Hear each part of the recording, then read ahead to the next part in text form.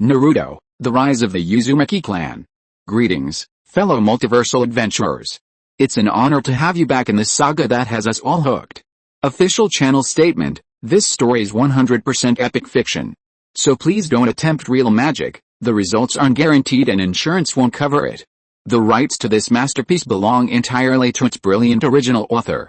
We are just a barge sharing it with you. Do you want to keep being part of this amazing community? Join our ninja army of subscribers on YouTube and give this content a like. And for true fans, our Patreon has exclusive ninjutsu waiting for you. Chapter 76. It was a stormy night. Who's this blonde kid? Whirlpool soon looked down at the child tugging at his sleeve. The child had malnourished blonde hair, a thin, bony body, and big, innocent eyes staring at him. What was he thinking? Why wasn't he queuing for porridge? Was he trying to use connections because he couldn't get in? Big brother, is what they said true? The child asked curiously, looking up. True? Free porridge? Whirlpool soon smiled and nodded, saying, of course it's true. Why aren't you queuing? Aren't you afraid it'll all be gone? However, upon hearing Whirlpool soon's words, the child pouted unhappily and said, who asked about that? I was talking about job openings. Oh, you mean that? Whirlpool soon's eyes lit up immediately. Looks like the advertising was working well. People even came up to inquire, saying, of course it's true. Food and lodging included. This company in the land of whirlpools, cough cough, the country, the benefits are pretty good, especially when you become a citizen of the land of whirlpools. There are even benefits during holidays. Then, the child was immediately excited upon hearing this, and asked shyly, do you hire children? So that's what he wanted to ask? Uzumaki soon looked at the malnourished child in front of him with understanding, nodded, and said, of course we do. There are orphanages in the land of whirlpools. It's a place full of love. The director is kind and friendly, the benefits are good, you can eat your fill every day, and there are teachers to teach you. What do you think of me? Uzumaki soon smiled at the child in front of him. The child glanced at Uzumaki soon, thought for a moment, not so good. Kids these days are really not cute. Uzumaki soon, still smiling, said, don't let my current handsome and confident appearance fool you. You should know that back then I was just a refugee within the land of rain. Really? The child looked up at Uzumaki soon with you're not kidding me expression. Mom, Dad, I need to recruit people, don't blame me. Of course. Uzumaki soon smiled, raising his head at a 45-degree angle, and said nostalgically, I still remember that year, on a cold, windy, and rainy night. I wandered aimlessly through the land of rain, the cold and hunger eroding my body. As I walked, finally, I fainted.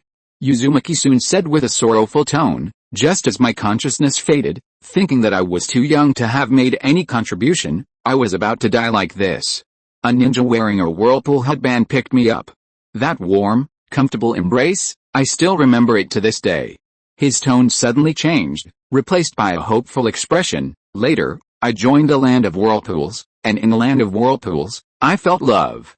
Slowly, I regained my confidence and found my purpose in life. The child looked at Uzumaki soon suspiciously, as if to say, I may not be well read, but I'm not blind. You're red-haired. Seemingly noticing the child's confusion, Uzumaki-jun still smiled and said, as for the red hair, it's natural. You have to believe me, I really am an orphan. The land of whirlpools is really nice. What are you waiting for if you don't register now? Saying this, Uzumaki-jun quickly grabbed the child's hand and walked over to Uzumaki-ji. Lord Ji, this child is here to register. Hearing the way Jun addressed him, Ji felt a sudden pang of annoyance. Speechless, he looked at him. Although he was puzzled by Jun's actions, as a ninja, acting was a required course. So he immediately said seriously, yes, name. Yakashina now, the child said weakly. Age.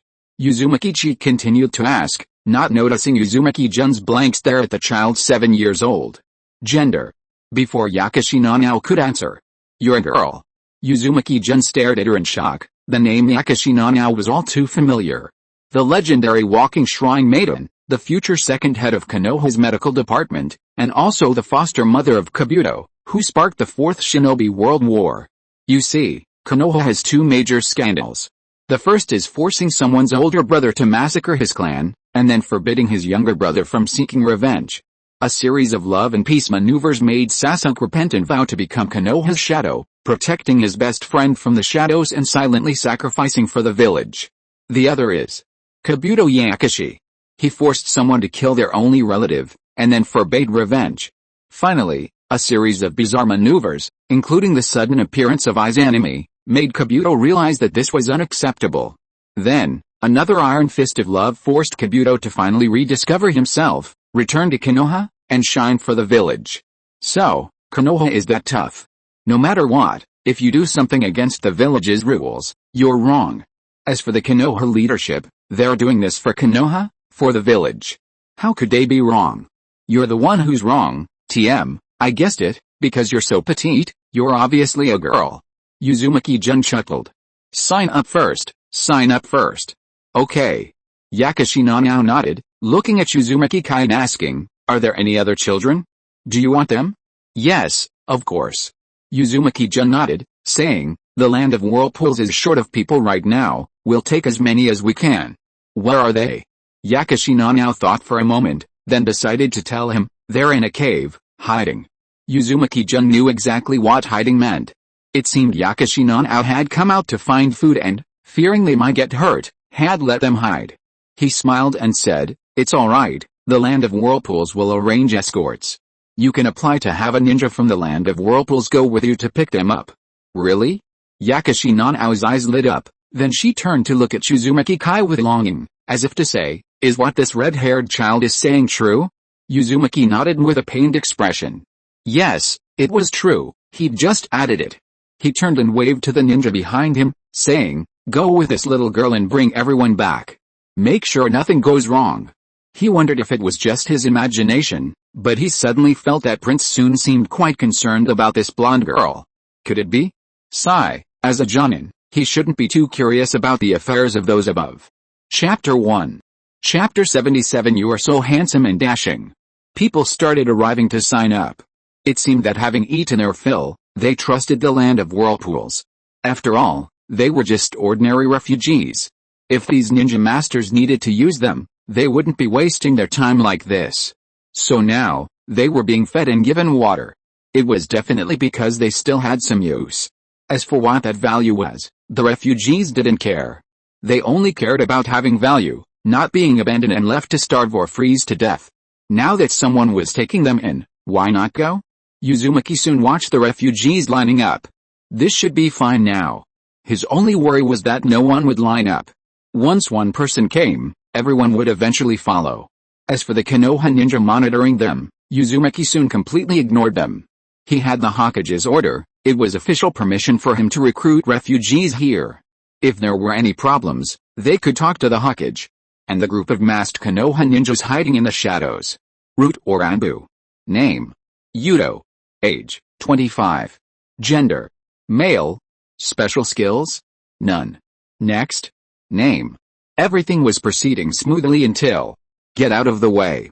A rogue ninja pushed aside the queuing refugees, stepped in front, and shouted, I'll go first. Seeing this, Uzumaki-kai narrowed his eyes. Someone was here, to cause trouble? Turning his head, he saw Prince Soon shaking his head at him. Uzumaki-kai nodded subtly and asked the burly, arrogant rogue ninja, name. Listen, my name is Irame Atsutora. The rogue ninja didn't wait for Uzumaki-kai to finish speaking, Chunin level, nicknamed Thousand Manslayer. Hurry up and register, then bring all the food up for me. This guy is probably an idiot. Ugh, no. This is the kind of talent Konoha needs. Uzumaki-sun and Uzumaki-ji exchanged a glance. A mere Chunin-level ninja dared to be so arrogant. Even Kabuto, when activating Snake Sage mode, would play it safe and never reveal his true form. Although the land of whirlpools was a small country, it clearly stated on its borders that it was an ally of Konoha, yet it dared to be so arrogant. Uzumaki-sun admired this kind of behavior. If not sent to Konoha, where else? How? This gentleman is handsome and dashing, with an extraordinary aura. You can tell at a glance he's not an ordinary person, Uzumaki-sun quickly said with an admiring expression. You're actually a ninja? HMPH. Hirome Atsutora, hearing someone praise her, proudly placed her sword on her shoulder and said arrogantly, not bad, kid, you have good taste. Sigh. Uzumaki-sun said with regret, You actually want to apply to the land of whirlpools? It's truly an honor for the land of whirlpools. Of course. Hiramatsu Tora said, raising her head, this is your. However, before Hiramatsu Tora could finish speaking, we absolutely cannot let you be buried by the land of whirlpools like this, Uzumaki soon declared righteously. You deserve a brighter, more brilliant future. So, as allies of Konoha, we have a responsibility and an obligation to recommend talent to Konoha. Uzumaki soon looked at him with admiration and said, you're exactly the kind of talent Konoha, the leader of the 5 great shinobi villages and the peace leader of the ninja world, needs. So take this letter. Once you reach Konoha and become a Konoha ninja, you'll receive VIP treatment. You can choose any cage level teacher you want, and learn any forbidden ninjutsu you desire. Believe me, you are exactly the kind of person Konoha craves. You're a talent. Hey, quickly prepare some travel expenses for this gentleman so he won't go hungry on his journey to Konoha. Remember, we are allies of Konoha. How can we watch a genius of Konoha go hungry? This is a genius of Konoha. Uzumaki Kai looked at Prince Soon with a speechless expression and respectfully replied, yes. The geniuses of Konoha are the geniuses of the land of whirlpools. I'll go prepare now. Not bad. Uzumaki soon nodded in satisfaction seeing that Uzumaki Kai was able to cooperate immediately. He turned to Hiramatsu Toru and smiled, please wait a moment. Oh. Okay. However, Hiramatsu Toru was somewhat stunned by Uzumaki soon's flattery, but hearing someone recommend him to one of the 5 great ninja villages, he nodded in satisfaction. He hadn't expected to be a genius of Konoha. He took the letter of introduction from Uzumaki soon, nodded, and said, you're not bad, kid. Want to learn ninjutsu from me? Holy crap. Is this guy really an idiot? Looks like there's a reason you're wandering around. Uzumaki-jun smiled and said, I'm not qualified yet. I believe Lord Tao will definitely find a better disciple. That's right. Hiramatsu Tao nodded and said, you're still lacking. Lord Tao, this is the travel money that the land of whirlpools has prepared for you. We hope that after you become a genius of Konoha, you won't forget the land of whirlpools. At this moment, Uzumaki-jun also brought over the items. Of course. Lord Shikasa, should we make a move? A Konoha ninja was speechless at the whirlpool ninja's ridiculous actions. What kind of allies are these? They actually sent scum into their Konoha. Did they think they couldn't see it? And what kind of genius is a chunin in his 30s, almost 40? However, Narashikase was also speechless. This 7-year-old cage-level ninja, who keeps talking about being an ally of Konoha and about generations of friendship, but he doesn't hold back at all when he's betraying Konoha. What kind of ally is this? With a helpless wave of his hand, he said, have someone follow him and find an opportunity. Narashikase made a throat-cutting gesture and said helplessly, and bring that letter over as well. He wanted to see what this child had written inside. Meanwhile, in the shadows, Lord Kazuhiro, should we make a move? A root ninja stared at Uzumaki-sun and said viciously, they're actually ruining Konoha's reputation. No, none of us are a match for this child. Kazuhiro said with narrowed eyes, now is not the time to make a move. But, don't worry, Lord Danzo has already given us orders. When the time comes, everyone here except the child, including these civilians. Don't let any of them go. And now. First, kill the Uzumaki ninja who just left and those children. Yes. Sigh. Uzumaki soon looked at the departing Tao, thinking he was probably a fool. Did he really think he could reach Konoha? He'd probably be intercepted and killed by Konoha ninjas halfway there. We need to introduce more talented people to Konoha. Uzumaki-jun exclaimed. After all, they're all allies. Uzumaki-ji, standing to the side, looked speechlessly at his Lord Jun. Was Lord Jun trying to ruin Konoha? Did he see the Konoha ninjas around him trying to cause trouble? If it weren't for the Hokage's orders, they'd probably all be coming to beat them up. Chapter 2. Chapter 78. Perhaps life in the land of whirlpools is better. Don't worry, as long as we don't harm Konoha's interests, it's fine. Uzumaki soon said casually. The rules clearly stated that as long as they didn't harm Konoha, they could do whatever they wanted. Wasn't that harming Konoha's interests? Uzumaki-ji was speechless. What exactly constituted harming Konoha's interests? It's just a small matter. Uzumaki soon glanced at the fewer Konoha ninja beside him. It seemed they had indeed gone to intercept him. He said, don't even mention a mere chunin. Even a cage-level ninja is nothing to Konoha, one of the 5 great shinobi villages. Besides, we're introducing talent to them. Who knows if that idiot, genius, has any hidden bloodlines? Hearing such shameless words, the Konoha ninja beside him was about to attack, but Shikasa stopped him. Don't get excited. He's not wrong. Nara, Shikasa said helplessly. This kid really wasn't wrong. Just a chunin, he poses no threat to Konoha. Besides, the Hokage said we can only act if it harms Konoha, otherwise, it's up to the land of whirlpools. And, there are indeed too many refugees in the land of fire. The higher-ups are happy to see someone help them deal with some. As for, only acting if it harms Konoha, we'll just have to see what this brat wrote in his letter. Ugh, this is so annoying. Nara, Shikasa said helplessly. It's all over now, I should be lying in my big bed at home, enjoying the afternoon sun. You know, the winter sun in Konoha is especially pleasant. Why do I have to suffer here? Lord Shikasa. At this moment, the ninjas who went out returned. The letter is back. Helpless, he could only put aside his complaints again. And, maybe in a month, he could have a vacation? Give it to me, let me see. Shikasa lay on the book, yawning, and said, I want to see how the land of whirlpools recommends a genius to Konoha. Then, he opened the envelope. This guy's an idiot, you guys figure it out. Holy crap. Nara, Shikasa was speechless when he saw that there was only one sentence on it. Damn it, all that talk about recommending talent and geniuses was just an excuse. He just wanted to borrow a knife to get Konoha to solve their problem, while not wanting to appear too bloody in front of the civilians. But, weren't they afraid that if they said that, they wouldn't be able to recruit anyone, and all the refugees would head towards Konoha? Sure enough. Nara, Shikasa watched as the line began to stir, and then slowly some people left the line, seemingly heading towards Konoha. Now, hairhead. Let's see what you do. Nara, Shikasa yawned and said. What to do? Uzumaki-san didn't really think about what to do. Since they wanted to go to Konoha, then let them go. Anyway, staying here would only cause them inner turmoil. If they didn't have a good time in the land of whirlpools, they might even complain about it. It's better to let them go to Konoha. Those who stayed might believe in the land of whirlpools' promise, or they might be grateful for that bowl of porridge, or they might just not want to travel the long distance. But, once the land of whirlpools could give them a stable life with enough to eat, they would feel grateful to the land of whirlpools. Because what they wanted wasn't so much, just peace, stability, enough to eat, and warm clothes, simple things like that. Civilians who have experienced war cherish peace more than ordinary people. And when the Whirlpool ninjas saw that Lord Sun ignored the commotion in the line, they didn't do anything else, just told them to line up quietly and continue to honestly recruit the refugees. Suddenly, Uzumaki-san felt the hand seals for the Flying Thunder God technique being activated. What is it?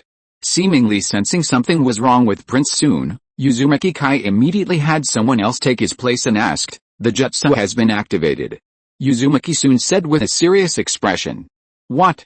Uzumaki Kai was shocked and said, the Jonin who went with that girl? Yes. Uzumaki-san nodded and said seriously, don't move, go and see now. Then, he stood on tiptoe and grabbed Uzumaki Kai's shoulder. There was no way around it, he was still too short. Even with a good development of a ninja, he was still much shorter than Uzumaki Kai. You have to know, he was still a child. Kauta, what do we do now? A Uzumaki ninja frowned and stared at the masked ninjas who had surrounded them, and said, is this Konoha Zanbu? Don't worry about that. Uzumaki Kota also looked at the Konoha Zanbu in front of him with a wary expression and said, since it's Prince Sun's order, then we must take these children out. This is the responsibility of a ninja. I'll hold them off, Yuma, you lead them to break through. Uzumaki Kota said seriously. Kota, Uzumaki Yuma hesitated for a moment, then said, let me. Shut up, this isn't the time to worry about that. However, Uzumaki Kota interrupted Yuma directly, staring at the masked ninjas surrounding them, and said sternly, ye brat behind, remember to keep up later, or you'll die. Yakashina now also knew that the situation was critical, but she really didn't expect that these two ninja masters in front of her would not abandon them, but choose to protect them, even, they might die. Perhaps living in the land of whirlpools wouldn't be bad. Yakashina now murmured to herself. Brain, did you hear me? However, before Yakashina now could fall into sentimentality, Uzumaki Kota interrupted her directly, saying, Remember to follow the ninja next to me, and don't look back. Just leave. Yes. Kushina now snapped out of her daze, tightly gripping the two children who were about 2 years younger than her, and nodded earnestly. Just then. Multiple shadow clone technique. Uzumaki Koda used the ninjutsu he had maxed out during the war. Dozens of shadow clones instantly appeared, surrounding the masked ninja, and then. Wind release, wind blade. Uzumaki Koda shouted, now. Uzumaki Yuma seemed to understand Koda's meaning, and also used multiple shadow clone technique to surround a group of children. Taking advantage of the moment when the masked ninjas were stunned by so many shadow clones, he immediately rushed out towards an opening. Seeing the Uzumaki ninjas break through with 5 children, Kazuhiro immediately ordered some ninjas to follow. Just 2 jonin, let alone leading a group of children. How naive? If they abandoned the children, perhaps one of them could escape, but now neither of them can escape. Glancing at the root ninjas who went to follow, Kazuhiro ignored them, his cold eyes fixed on the Uzumaki ninja who was covering their retreat. What a laughable act, he thought to himself. A few children are not as important as jonin, so they will all die. As for shadow clones, hell, Konoha understands better than they do. Damn it. Uzumaki Yuma sensed the message from the shadow clone covering their retreat. He knew the group of ninjas was about to catch up, but I promised Lord Sun and Lord G. I would definitely bring them back. A shadow clone carried a child on its back, running towards the relief point. Let them run on their own? No way. They were just children, how could they possibly outrun them? So, I will never give up. However, Uzumaki ninja, stop. A cold voice suddenly came from behind. Lord Shikasa, what's wrong? A Konoha ninja looked at the suddenly vanished 7-year-old child and a young man, asking in confusion. Nara Shikasa also sensed the confusion, but his expression turned serious, silently thinking, something's happened. Especially. Boom. Damn it, it's a ninjutsu. Nara Shikasa suddenly looked up at the source of the sound not far away and shouted, go. Damn it, she thought to herself. Can't we just get through this month in peace? And what on earth happened? Chapter 3 will be posted on Twitter tomorrow, please support me. Also, I'll be really busy next week, so I guess I can only manage 2 chapters a week. So, please give me some votes. Chapter 79, this title isn't good. Uzumaki Yuma stopped, his face wary as he looked at the 7 masked jonin before him. A bitter smile crossed his face, it seemed there was no way he could escape with the children. He had his shadow clone put the children down and said calmly, you can leave on your own. Just run towards the relief station. You'll be safe there. Hearing Uzumaki Yuma's words, Kushina gritted her teeth and tightly pulled up the 2 youngest children. It'll be alright, it'll definitely be alright, she prayed inwardly. However, kill them all. Don't let a single one escape, the masked jonin said coldly. Whoosh! All the masked jonin began to attack. Multiple shadow clone technique. Uzumaki Yuzuru unleashed the multiple shadow clone technique, then used a large portion of his clones to escort the 5 children away before charging towards the masked ninja with a ninjutsu. Run. After releasing a ninjutsu, Uzumaki Yuzuru flipped away and threw shuriken at the ninja beside him, mutual multiplication. Damn it, explosive tags, dodge, one of the masked ninjas shouted. However, hurry up. In the instant the ninjas dodged, Uzumaki Yuzuru didn't use the mutual multiplication explosive tags, but instead let the children escape. Chase? The masked ninja didn't care that the children had escaped, but instead sent another jonin to pursue them. As for the Uzumaki ninja in front of him, he was doomed. Uzumaki Yuzuru knew he couldn't resist for long. He was only a jonin, not an elite jonin, or even a cage-level ninja. He couldn't possibly fight against so many jonin, especially Konoha jonin. Stabbed in the back by a shuriken, Uzumaki Yuma knew he was probably done for. Hopefully those kids can get away. But, feeling the messages constantly coming back from his shadow clones, he knew it was impossible. Fire release, head hardening. Fire release, head hardening. Fire release, fire dragon flame bullet. Seeing everyone use fire release techniques at once, Uzumaki Yuma felt a sense of dread. This was truly the end for him. However, whoosh! Just as the ninjutsu is about to hit. Why are you closing your eyes? Uzumaki soon, dragging Uzumaki Yuma, used the flying thunder god technique to dodge, saying irritably, are you waiting to die? And let's not forget, it was too heavy. If it weren't for the Flying Thunder God technique, he probably wouldn't have been able to hold him off at all. Lord Soon. Hearing it was Lord Soon, Uzumaki Yuma opened his eyes and said in surprise, "Where's Kota?" Uzumaki soon frowned, looking around. It seemed these masked ninjas were part of Root. Only a psychopath like Danzo could kill refugees without provocation. Uzumaki Yuzuru fell silent, then said anxiously, "Those kids. It's alright, they're over there." Upon hearing of Kota's sacrifice, Uzumaki Soon's eyes turned cold as he stared at the group of Konoha ninjas before him. Can they still move? Of course. Uzumaki Yuzuru smiled and said, "I'm a Jonin of the Uzumaki clan. It's just a minor injury, I'll recover quickly.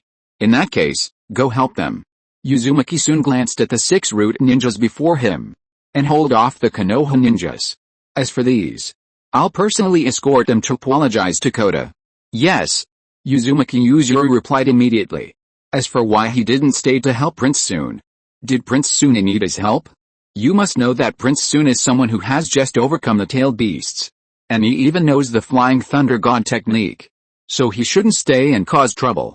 However, Uzumaki Soon really wanted him not to cause trouble, because he was only a Jonin, not even a kage yet. That time was truly just an accident, an unrepeatable accident. But even though he was a Jonin, Uzumaki Soon could confidently say, he can go toe-to-toe with any kage. Neither could kill the other. As for the group of Jonin in front of him, Uzumaki Soon could say it would just take a little time. Be alert. The Root Jonin immediately became serious, though his face was obscured by a mask, and said, "The intelligence says this kid has kage-level strength and also knows space-time ninjutsu. The mission is impossible, abandon it now. Prepare to retreat." "But, trying to run now? Isn't that too naive? Run away if you can't win? Do you think you know the Flying Thunder God technique?" Uzumaki Soon sneered, but inwardly he felt proud. It seemed he had reached the prestige of the Yellow Flash of Konoha. Seeing him was enough to make them abandon their missions. Should he call himself the Red Flash of the Land of Whirlpools? Or the Red Flash of the Whirlpool Tide? That name didn't sound good. It sounded like holy crap, Red Flash. What would other ninjas say when they saw him? Holy crap. Red Flash, the Red Flash of the Whirlpool Tide. It would be easy to burst out laughing. Uzumaki Soon tossed out a shuriken engraved with the Flying Thunder God technique, intending to take them down one by one. Guerrilla warfare. Who's afraid of who? Kids, hide well. Uzumaki saw that there was only one masked Jonin in front of him, and his heart immediately relaxed, but he still said to the group of children behind him, "Don't run around." Seeing that it was a whirlpool ninja in front of her, Kushina now also relaxed. For some reason, she began to trust the ninjas of the Land of Whirlpools. Maybe, the 2 ninjas in front of them had stayed behind to cover their retreat, making them lower their guard. "I really want to see if the Land of Whirlpools is really like that red-haired guy said."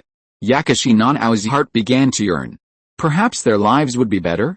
No war, enough to eat, and beautiful houses to live in. However, Uzumaki Kai stared at the masked ninja in front of him, his eyes filled with killing intent. Damn it, he almost arrived too late. Prince Soon was quite interested in this blonde girl. What if something happened to her? Sigh. Who knows, Prince Soon might go to Konoha to fight the Ninetales. So, wind release, wind cutter. You'd better stay here. Seeing the masked ninja dodge, Uzumaki Kai wasn't surprised. He threw a shuriken, then immediately picked up another and charged forward. Wind release, wind counter. But the masked ninja dodged it again. Fire release, flame bullet. The masked ninja threw a ninjutsu, then dodged the shuriken Uzumaki Kai threw, raising his own shuriken to block Uzumaki Kai's attack. After a clash, both immediately retreated. Wind release. Fire release. Seeing the stalemate, Uzumaki realized he was indeed a Konoha Jonin. It seemed impossible for him, as an elite Jonin, to finish him off quickly. But Lord Soon had said that Konoha ninjas would arrive soon. He didn't have time to waste with Konoha ninjas, he had to end the battle quickly. Swish swish. He casually tossed out a few shuriken, but they were all dodged. However, wind release, wind blade. Suddenly, a voice came from behind the masked Jonin. It's Yuzuru. Chapter 1. Chapter 80. Konoha is here to help. Seeing someone approaching, the masked Jonin knew it was impossible to kill him now and was preparing to retreat when Multiple shadow clone technique. Multiple shadow clone technique. Instantly, hundreds of shadow clones surrounded him. Damn it, these ninjas weren't planning to let him leave. The masked Jonin, holding a shuriken, warily watched the encircling ninjas. He did a backflip, leaping into the air, fire release, great fireball technique. Bang bang. A few shadow clones were shattered. Uzumaki Kai and Uzumaki Yuma ignored them, their main bodies hidden among the shadow clones, continuously releasing ninjutsu and throwing shuriken. Anyway, there was no need to look at this Konoha Anbu ninja, he was doomed. But, damn it, there's movement. Uzumaki Kai heard footsteps approaching from not far away and said to Uzumaki Yuma, hurry up and deal with this, the Konoha ninjas are coming soon. Okay. Uzumaki Yuma nodded, staring at the masked Jonin with hatred. Water release, water dragon bullet. The Uzumaki clan isn't just about wind release. The masked Jonin used a body flicker technique to dodge the wind release, only to be met with a shuriken thrust from behind by Uzumaki Kai. He tried to dodge with a side somersault, but sizzle. His right hand was still pierced by a shuriken, his face expressionless. With the mask on, Kai and Yuzuru couldn't see his expression, but they knew this Jonin was starting to tire. The masked Jonin panted, knowing he was doomed if nothing unexpected happened. He didn't say anything, continuing to throw shuriken and ninjutsu. And, damn it, it's the Anbu. A Konoha ninja saw the ninja fighting the Uzumaki ninja in the distance. Masked, black bodysuits, that's the Anbu's uniform. No, it's not the Anbu. Narashikasa thought to himself, the third Hokage would never attack the Uzumaki ninja at this time. In fact, if nothing unexpected happened, the third Hokage would never start a war during peacetime. After all, an important figure from the land of whirlpools, Uzumaki-jun, was among them. If anything goes wrong, it will be a fight to the death, especially since Lord Miro is still alive, and the third Hokage is even less likely to risk the world's condemnation by attacking the Uzumaki ninja. Therefore, there's only one possibility. Root, hidden in the shadows of Konoha. It's just unknown whether this is the third Hokage's decision or save him, Narashikasa said solemnly. Just save him, don't clash with the Uzumaki ninja. But now, no matter what, as a Konoha ninja, he couldn't just stand by and watch his fellow countrymen be killed, so speed up. He could see that this root ninja was near death. Uzumaki Kai and Uzumaki Yuma were also tense. Damn it, how come these Konoha ninjas are so fast at this crucial moment? But, just want to save him? Impossible. Quickly finish this, ignore the Konoha ninjas. Uzumaki Kai said. Yes. Uzumaki Yuma responded, his hands constantly releasing ninjutsu and shuriken. Meanwhile, Uzumaki Kai continued his relentless attacks on the masked Jonin, knowing he was nearing his end. So, now, seeing the masked Jonin's dodging frequency decrease, Uzumaki Kai knew it was time to finish him off. As for the approaching Konoha ninja, well, that was it. Wind release, wind blade. Wind release, wind blade. Uzumaki Kai and Uzumaki Yuzuru simultaneously unleashed their A-rank wind release ninjutsu. Stop. Seeing the Uzumaki ninja launch his fatal attack, Narashikasa roared in fury. Damn it, it was so close. But now, it was too late. Because no one paid him any attention. PFFT. Blood spurted out, and the root Jonin collapsed. The Konoha ninja were stunned by this scene, then glared angrily at the Uzumaki ninja. How dare they kill a Konoha ninja right in front of them? Was the land of whirlpools trying to start a war? Narashikasa calmed down, looking at them with an icy gaze. Uzumaki Yuma raised his shuriken, watching them warily, expecting a battle with the Konoha ninja, but unexpectedly, Uzumaki Kai immediately put away his shuriken, a smile on his face, interrupting Narashikasa, saying, don't be impulsive, Konoha is here to help. The Konoha ninja and Uzumaki Yuma were stunned. Had they misheard? Especially Uzumaki Yuma, who simply couldn't believe it. Either he had misheard, or Kai-sama had gone mad, or had they just killed Konoha's Anbu? Uzumaki Yuma, had carried out missions in Konoha and seen big scenes, he would never be mistaken. He looked at Kai-sama suspiciously, as if to say, don't lie to me. The Konoha ninja, coming to their senses, were instantly enraged when they heard the Uzumaki ninja say they were here to help. Damn it, killing Konoha Anbu right in front of them, and they say they were here to help? Is this mockery?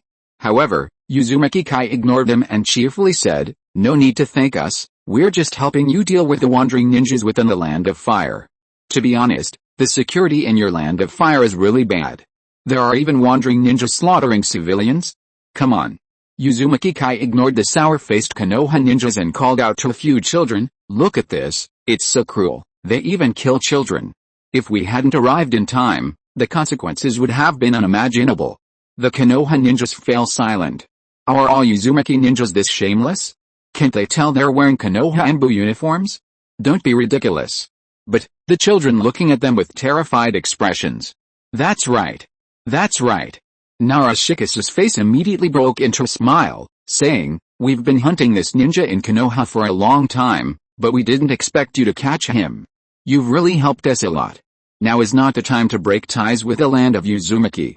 Moreover, this is a ninja, and Narashikasa is a pro Hokage, so it's best not to interfere. Everything needs to be discussed with a Hokage first." "Oh. So he's a wanted criminal?" Uzumaki Kai said with a smile. "Then the bounty." Hearing Uzumaki Kai's words, Narashikasa immediately sulked. Damn it, when did the Uzumaki ninja become so shameless? He remembered them being quite naive, innocent, and kind before. But now, "It will be delivered later," Narashikasa said with a smile, but his heart was bleeding. "I wonder, if the Hokage can reimburse me?" Uzumaki Kai nodded, thought for a moment, and said, "Oh. Then you'd better prepare more. Prince Soon should have been dealt with by now. Just a few jonin, it's a piece of cake for Prince Soon." Narashikasa stared at him blankly. What did he mean? Was he trying to extort money? Because there are still some behind, probably accomplices, His Highness is dealing with them, Uzumaki said casually. WTF. Chapter 2. Chapter 81. He's not that strong at all. Will His Highness Jin and Lord Kai be alright? A Uzumaki ninja asked his companion while registering civilians going to the land of whirlpools. Judging from their expressions, things seem quite serious. They'll be fine, another Uzumaki ninja said casually. You know, Lord Kai's an elite Jonin, and His Highness Jin, his face showed admiration, he's invincible. That's right. Someone as powerful as His Highness Jin will definitely be alright. So we just need to focus on completing the mission, they'll definitely be back soon. However, Uzumaki Jin was unaware that the Uzumaki ninja's confidence in him had skyrocketed because of his performance these past few days. He was only a Jonin. But now. Pretty. An elite Jonin. An elite Jonin of the Aburame clan. The Aburame clan are known for their all-around ninjas. They can train whatever insects they want, whether for attack, reconnaissance, or healing.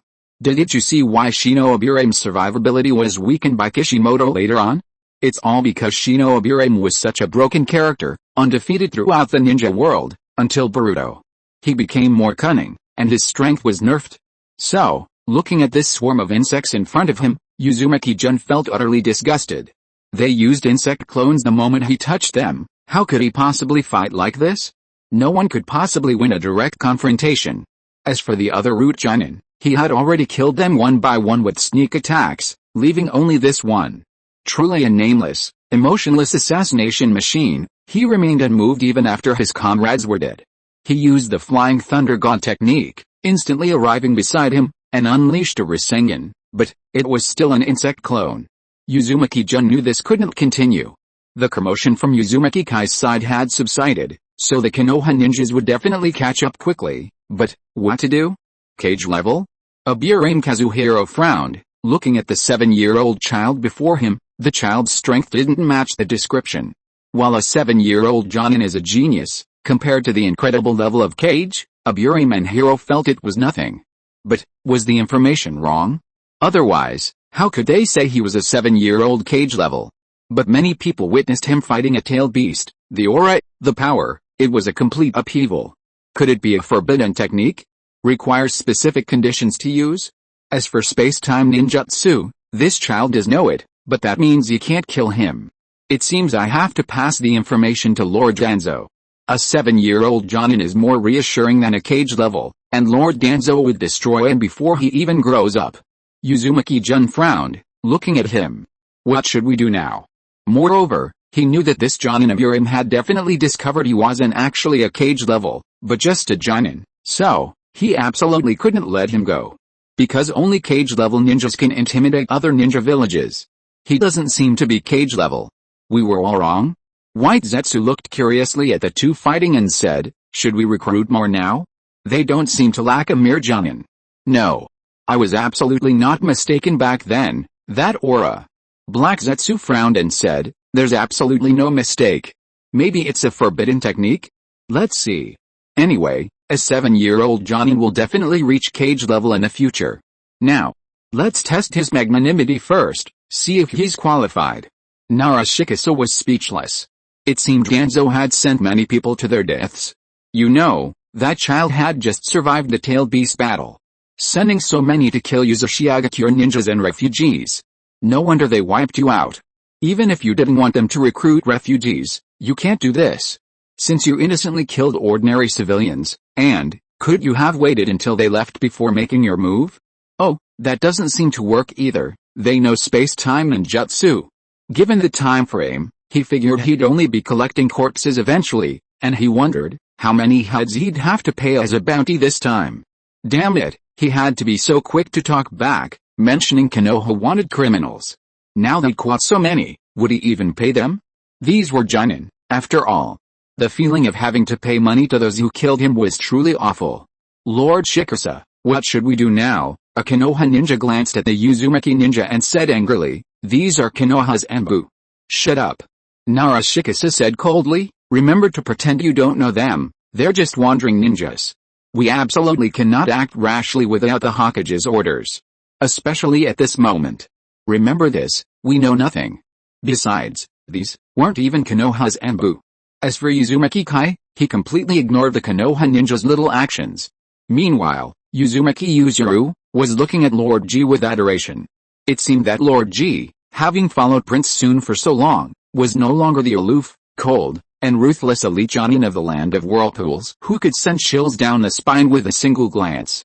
Lord G had become, well, cough cough, become smarter.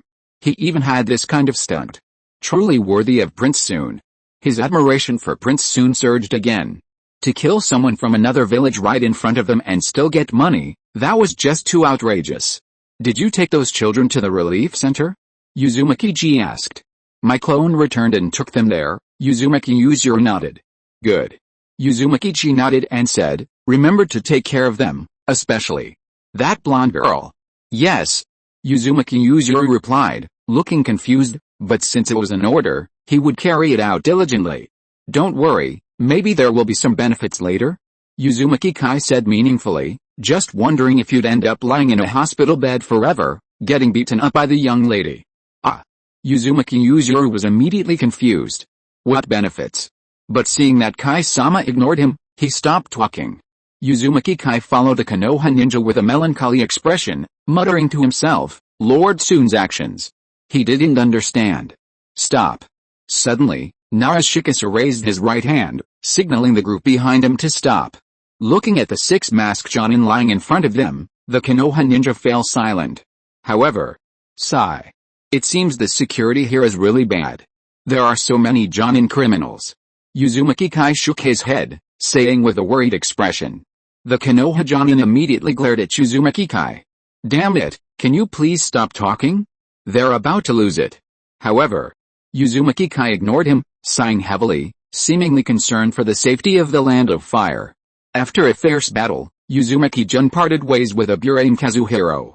Aburame Kazuhiro frowned at Uzumaki-jun. He knew he couldn't continue like this and had to leave. After all, this trip hadn't been entirely fruitless. He's not a cage level. He believed that Lord Danzo would be very pleased with this information. Besides, neither side could truly defeat the other if things continued this way. However, Uzumaki Kai looked at what Kazuhiro was standing, inwardly sighing, damn it, finally he's not jumping around in the trees anymore. He had been waiting for this moment for a long time. Third update. If you are listening to this novel on a channel other than Fanfic World, it means it was downloaded and re-uploaded without effort. We warmly invite you to visit our channel, Fanfic World. There you will find the original version of this story and many other novels of various genres. We look forward to seeing you dive into a world of incredible novels. Chapter 82. This is a huge loss. Boom. The Konoha Jonin and the Uzumaki ninja stared in astonishment at the enormous explosion not far away. Narashikasa raised an eyebrow, a bad feeling creeping in. Perhaps they didn't need to rush this time. After all, they were just using it as a makeshift vehicle. Arriving early or late made no difference. He glanced at Uzumaki Kai beside him, seeing his equally shocked expression. Shocked about what? The battle was so intense? However, Uzumaki Kai was genuinely shocked. A few Jonin were nothing. For Lord Jun, a single flying thunder god technique should have been enough to take them down. Now, what was this huge commotion? Were their opponents very strong? A cage-level fighter from Konoha. Narashikasa sighed inwardly and helplessly called out, "Let's go." As fellow countrymen, they shouldn't let them rot in the wilderness. As for the money, he wondered if Lord Danzo could reimburse them? Asking the Hokage for money was probably out of the question. Or should they ask the Nara clan to pay? Don't be ridiculous. Although the clan made a good profit selling deer antlers, their clan had a lot of members. We still have to find someone else to pay for this. We can only hope the Hokage can get the money from Danzo. Anyway, Danzo has to take the blame. Uzumaki country. Uncle G, Uncle G. A young Uzumaki ninja called out as he entered the tent. Oh, it's Lord Junpei. A middle-aged man, probably in his 50s or 60s, stood up cheerfully, looking at the Uzumaki ninja who had entered, and said respectfully, "Is there anything I can help you with?" "Nothing much." Uzumaki Junpei casually found a seat and said with a smile, "No need to call me Lord, just call me Supervisor." This old man is used to it. And Shangji chuckled and said, "Here, take this." Uzumaki Junpei pulled out a large pig's foreleg and 3 jugs of wine, saying, "Our team did a good job this time. These are from the higher-ups. Share them." "Share what?" "No need." Seeing the reward, and Shangji immediately said happily, "This is what we should do. Stop talking nonsense, take it." Uzumaki Junpei's expression changed, and he shouted, "Take it if I tell you to. These are what you deserve. Just do your job well in the future." "Thank you, Supervisor." And Shangji happily accepted, saying, "Supervisor Junpei, would you like to stay for dinner tonight?" "No way." Uzumaki Junpei smiled and shook his head, saying, "By the way, there's something else. His Highness will be sending some outsiders over in a few days. But we don't have enough people right now. We need some team leaders. I've submitted your name." And Shangji pointed to himself in surprise, then became somewhat fearful. This old man has absolutely no skills. Definitely not. What right did he, an ordinary person, have to do these things? Alright, don't be nervous. Uzumaki Junpei smiled and said helplessly, "Don't be afraid. You just need to show them around and familiarize them with the environment and work." He patted Shangji on the shoulder. "You've been doing very well lately. Just act like usual, don't be too nervous. If anything happens, report to me, or to other managers or supervisors." "But..." And Shangji thought for a moment. Having been a poor farmer all his life, he was still a little scared to suddenly be in charge of people. "No buts. If I say you can do it, you can do it." Uzumaki Junpei said seriously, "Just work hard." Okay, this old man thanks you very much, manager." Finally, Shangji said cheerfully, "Alright, I've arranged everything." Uzumaki Junpei stood up and said, "Although today is a day off, don't drink too much. Otherwise, you won't be able to get up tomorrow, and you'll be punished." "Junpei, won't you stay for dinner?" No. We have a meeting tonight. We're quite busy lately because of new recruits. You guys do your own thing, but there's only one condition. Don't go too far." I understand. And Shangji nodded, calling out to Uzumaki Junpei's departing figure, "We all understand the rules." Then, "You're something else." Old Man G. A middle-aged man who shared a room with him patted Old Man G on the shoulder and said, "You've become a squad leader." And Shangji said cheerfully, "It's just a recommendation from the supervisor, nothing." Staring blankly at the meat leg and wine in his hand, Shangji felt a pang of emotion. "Little G. Your dad's made something of himself. Your wife and son are doing well too. I heard from Prince soon that an academy will be built sometime. Chengren is studying with a princess now, and I'll send him there. You don't need to worry anymore, things will only get better." "Alright, Old Man G, stop bragging." Another old man laughed, "Such a big leg of meat, We won't eat at the cafeteria tonight. Let Old Man G treat us. Yes, yes, Old Man G treats us. The whole dormitory erupted in cheers, and these 3 jugs of wine. I haven't had a drink in ages. Drink it, drink it. Damn it. Hearing they were going to drink, Shang-Ji immediately hugged the 3 jugs of wine tightly and said, I have to work tomorrow, absolutely no drinking. Only meat, but save some for my wife and grandson. Only 3 jugs, and I haven't had a drink in ages, how could I give them to you? I'm going to hide them and drink them all by myself. A little won't hurt. However, the others were unwilling, saying, Lord Junping said that as long as we can get up tomorrow, it's fine. That's right, 3 jugs, 1 sip each, will probably be gone. Old Man G, don't be so stingy. Faced with their persuasion, Shang-Ji still shook his head and refused. However, if you still don't agree, don't blame us. Let's do it, we'll just take it. Yes, we won't let stingy Shang-Ji drink. Haha, hurry up and do it. Instantly, the entire tent became chaotic. Finally, Shang-Ji, his face flushed, glared at them and roared, a bunch of bastards, leave me a bite. You bunch of idiots. Aunt Mealing, Jiu Xingna pouted, looking at the beautiful woman in front of her, and said, do you think Sunin really likes noodles? Of course. Uzumaki Mealing nodded, otherwise, how could Sunin make so many kinds of noodles? He must really love noodles. As for yours. Uzumaki Mealing looked at the dark lump that Jiu Xingna had made and couldn't bear to say, nobody eats what you make. She's still a child. She couldn't help but sigh inwardly. Then I'll try my best. Kushina clenched her little fist and said earnestly. Then, looking at the lump of noodles in front of her, she said, let Daddy eat this. We'll ask him how it tastes later. It'll definitely be great. I think I've improved a lot today. Yes. Uzumaki Mirai wiped a bead of sweat and said, ask the clan leader how it tastes. Little Kushina improves every day. Maybe today's is especially delicious? Yes. Kushina nodded with fighting spirit. Uzumaki Mirai glanced at Kushina, who was making noodles with great enthusiasm, and turned to look at the other red-haired girl. Looking at the obviously well-made noodles in front of her, she nodded with satisfaction. At least, her son shouldn't have to learn to cook himself in the future. Yuan. The Uzumaki clan chief yawned a few times, rubbed his nose, and looked at the documents passed down to him. He said, these next few days will be a bit tough. The first batch of refugees should be sent over in a couple of days.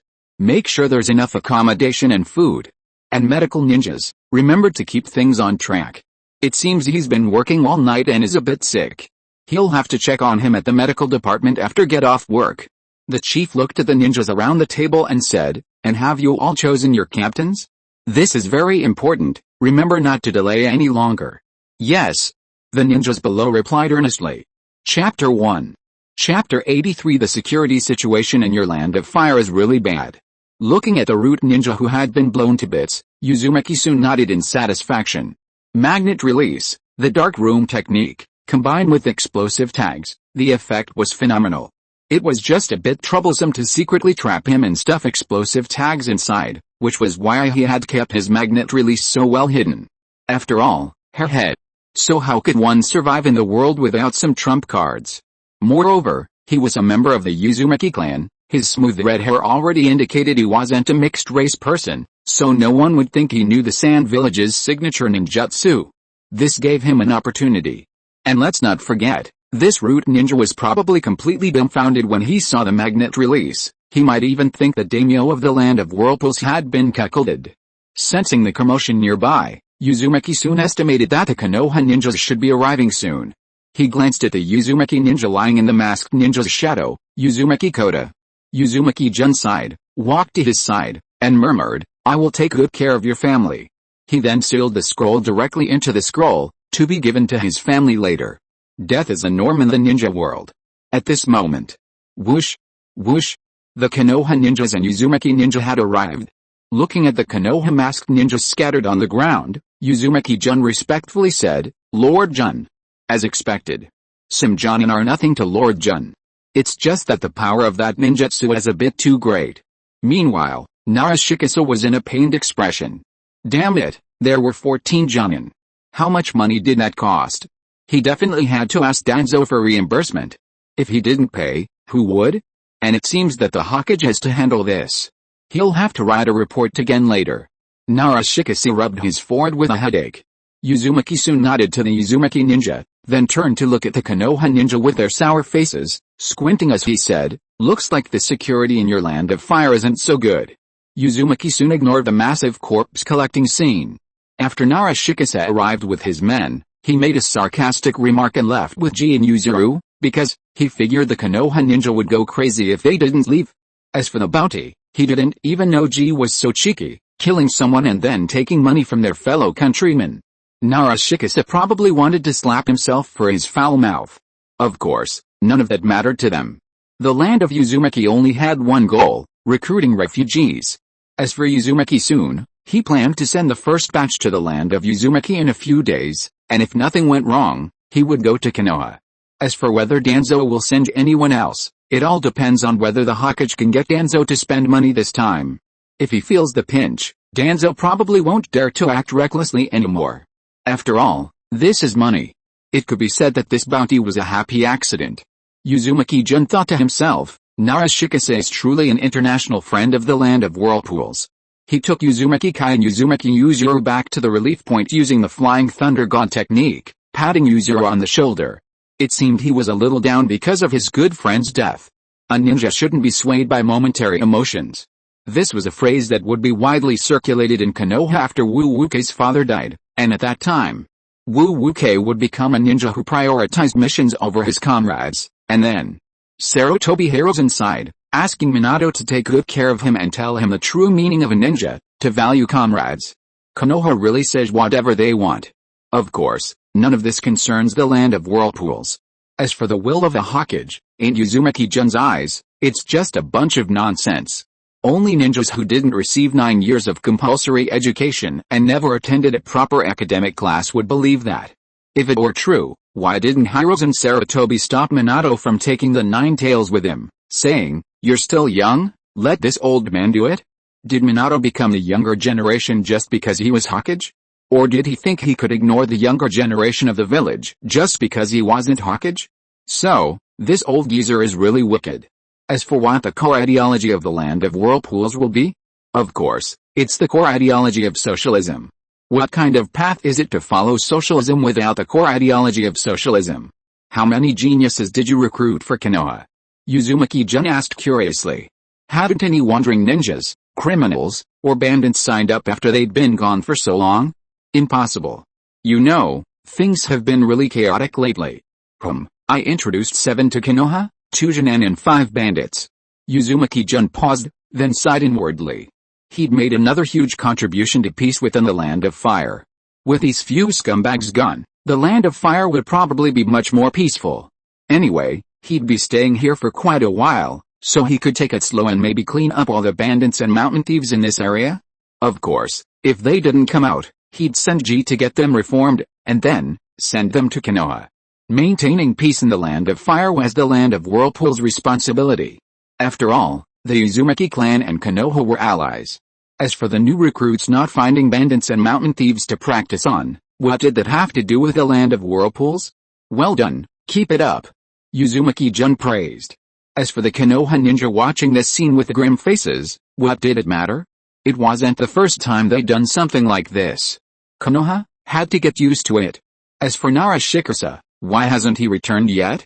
Is he still collecting fragments from the Aburim clan? Narashikase frowned, looking at the black powder on his fingers, muttering in confusion, this is a specialty of Tsunagakure? But how could it be among the fragments of a root ninja? Could there be a Tsunagakure ninja here? There are only a handful of Tsunagakure ninjas with this bloodline limit, how could they possibly be in the land of fire? Then, who is it? Lord Shikase, the collection is complete, a Konoha ninja said. Really? All the fragments were successfully collected? Everything that could be collected was collected. Alright, let's retreat. Let's go back first. Otherwise, who knows what kind of trouble the Uzumaki ninjas might cause.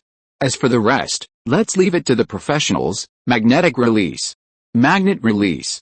White Zetsu exclaimed in astonishment, this child from the Uzumaki clan actually knows magnet release? Could it be that the daimyo of the land of whirlpools has been cuckolded? This is unbelievable. Black Zetsu ignored the crazed white Zetsu, he was equally bewildered. Magnet release? Is this something the Uzumaki clan could do? It's illogical. Did this child create it himself, or has the daimyo of the land of whirlpools really been cuckolded? This is even more believable than the previous reason. Prepare an opportunity to meet him. Black Zetsu said, perhaps there will be a surprise. Chapter 2, that's all. By the way, please give me some recommendation votes. Chapter 84 We succeeded. As night approached, the number of civilians arriving at the relief point gradually decreased. Only a little over 200 had been recruited today. It was estimated that a single ship would be able to deliver them to the land of whirlpools tomorrow. Therefore, they would rest at the border of the land of fire again tonight. After the whirlpool ninjas distributed tents and blankets, they separated the refugees by age and gender, allowing families to stay together. After dinner, the refugees received their allotted charcoal and quietly huddled in their tents. Presumably out of fear, they huddled in small groups inside, sitting quietly. The cold was slowly driven away by the burning charcoal, and the children, no longer suffering from hunger and cold, wore expressions of contentment, clinging tightly to their parents. Mommy, will we never freeze or starve to death again?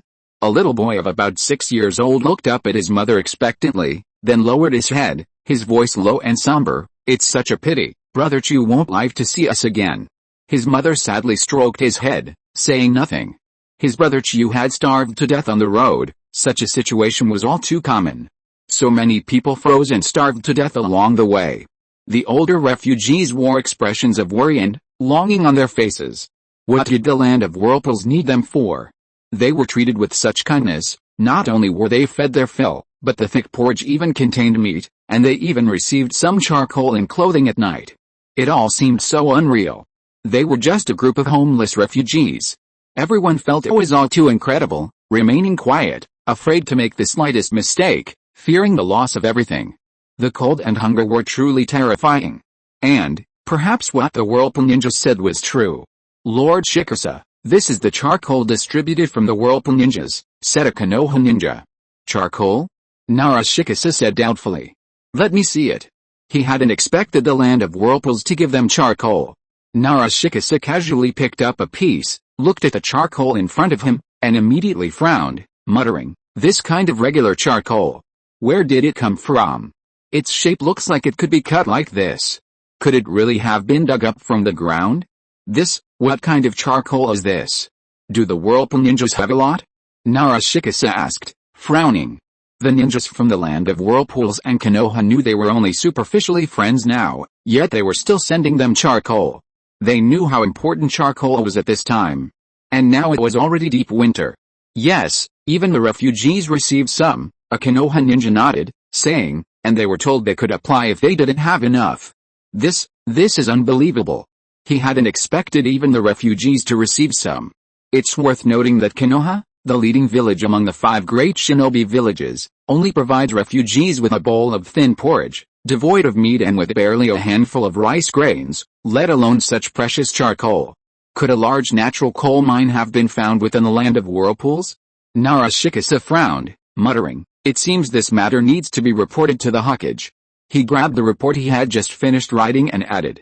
A large, usable natural coal mine has been suspected to have been discovered within the land of whirlpools, Lord Shikasa. Should we use it? The Konoha ninja pointed to the charcoal in his hand and asked. The weather was indeed quite cold, their coal reserves were almost depleted. If they had the support of the land of whirlpools, perhaps they wouldn't have to endure the cold this winter. Light it. Nara Shikasa nodded and said, but leave some. He would bring it to the Hokage later to see what kind of charcoal it was. Why was its shape so regular? Yes, the Konoha ninja replied. Watching the Konoha ninja go to light the charcoal, Nara Shikasa sighed, I wonder if the Hokage will approve this bounty? What will they do if he doesn't? And what about the Uzumaki ninja's antics? What are the Konoha higher-ups going to do? Although it hasn't caused any damage to Konoha so far, and has even improved Konoha's reputation, it's quite troublesome to have to send ninjas to deal with it every time. And Nara Shikasa doesn't know if the Uzumaki ninja have any other schemes up their sleeves. Let's ask the Hokage first how to resolve this. Remember to arrange for ninjas to escort the first batch of refugees back tomorrow. Uzumaki soon said, looking at the Uzumaki ninja below. Take my special kune with you, activate them immediately if needed. Yes. The orphans also need proper arrangements. Although the orphanage hasn't been built yet, the staff must be fully equipped. We can even select some citizens to care for them together, whether they are ninjas or not doesn't matter. Also, arrange for Yakushi Nanao to learn the medical ninjutsu of the Land of Whirlpools. The strong medical ninjas of the Land of Whirlpools basically rely on their life force to cheat, so their medical ninjutsu isn't particularly high. Perhaps the leap forward in the Land of Whirlpools medical technology will begin with Nanao? After all, she's the one who will replace Tsunade as the next head of the medical department. Of course, it would be great if we could bring her adopted son over in the future. Medical ninjas with a scientific spirit like her are rare these days. Although he didn't know why Prince Soon cared so much about that little girl, the ninja below only paused for a moment before respectfully replying, yes. Soon thought for a moment, checking for anything he might have overlooked, and said, if domestic supplies run out, have Gato make another trip. We expect news from Konoha in the next few days. If Konoha forbids us from recommending talent, then you proceed. If not, no need to worry about it. Everything needs a reason. As long as we follow their rules here, Konoha won't have an excuse to cause trouble later. Yes. That's settled. Soon looked at the people below and said, when you go down, remember to patrol each tent to prevent any accidents. The Land of Whirlpools. We succeeded. We succeeded. The elders stared with bloodshot eyes. So many days without rest, even a clan like the Uzumaki, known for its vitality, couldn't withstand it. But looking at the furnace-shaped object in front of them, joy appeared on everyone's faces. Haha. We finally succeeded. That's right, we actually succeeded in carving it. Now, all the elders exclaimed in surprise. No, it's only half successful. The first elder frowned as he looked at the furnace in front of him. We haven't succeeded in controlling the temperature that Zio soon mentioned yet, but as for the temperature, how do we solve this? And, we don't know how long it will last. Perhaps controlling the quality and speed of chakra input can solve the problem, one of the elders suggested. But it's unstable, and we haven't succeeded in storing chakra. Don't worry, take it slow.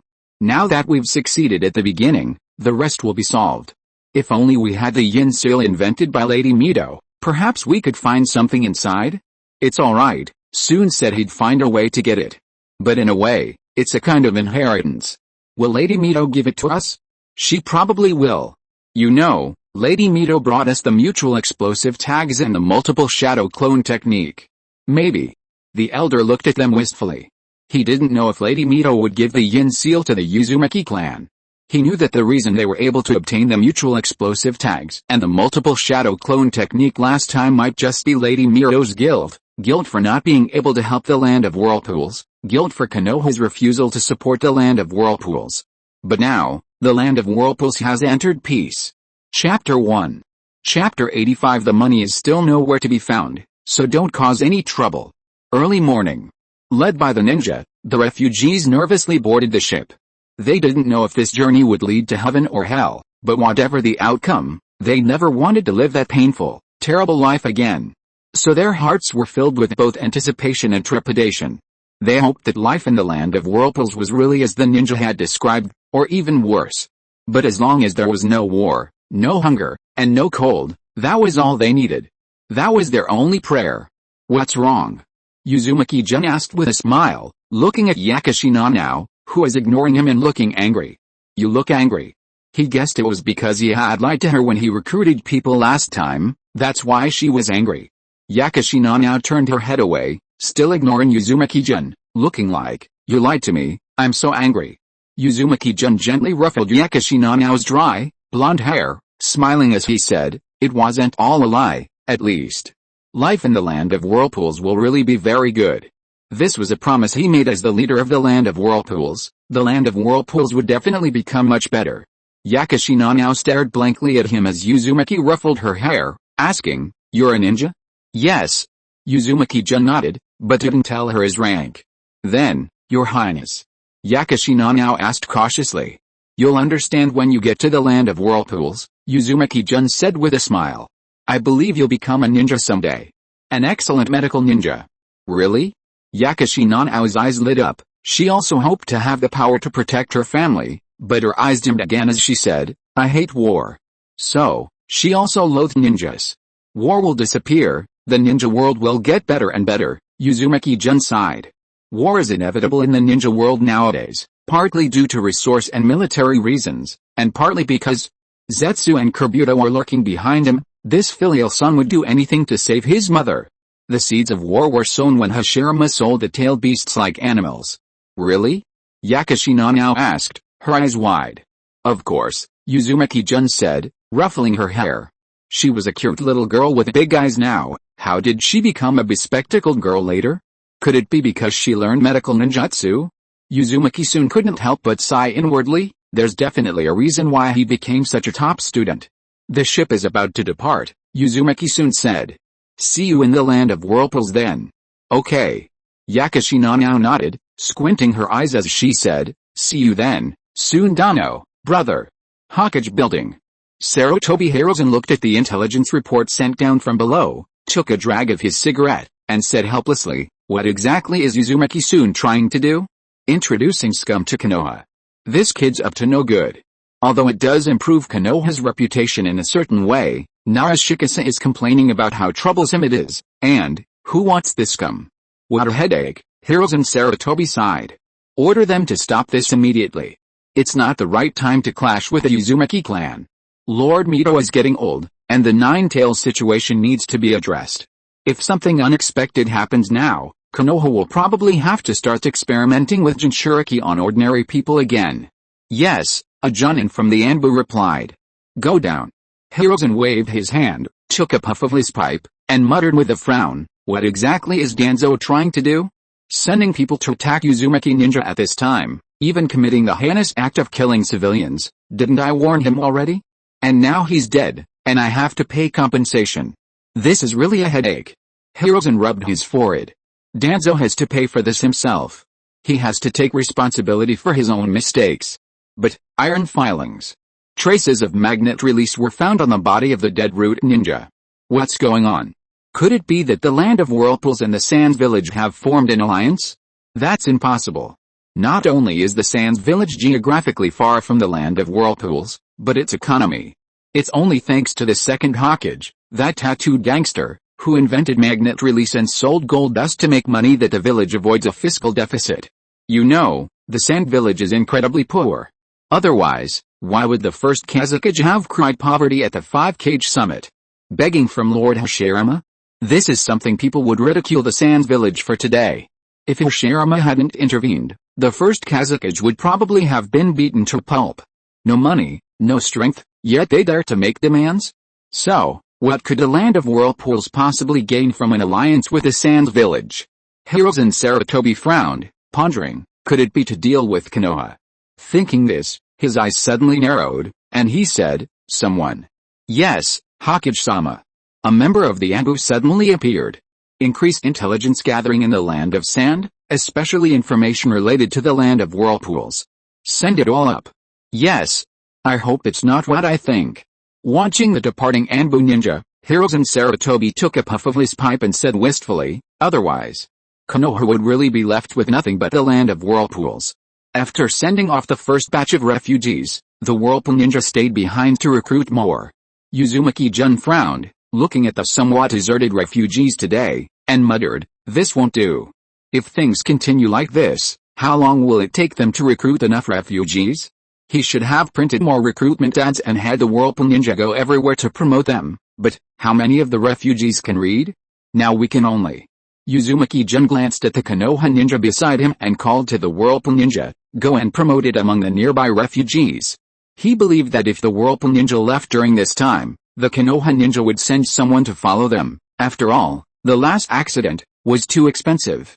With Konoha ninjas following along, it would be much easier for the Uzumaki ninjas to recruit. After all, Konoha has a pretty good reputation, and the land of whirlpools is a small country. Probably many people don't even know about it. So, to get people to follow you willingly, you need a guarantor, like Konoha. Otherwise, driving them away is just a last resort.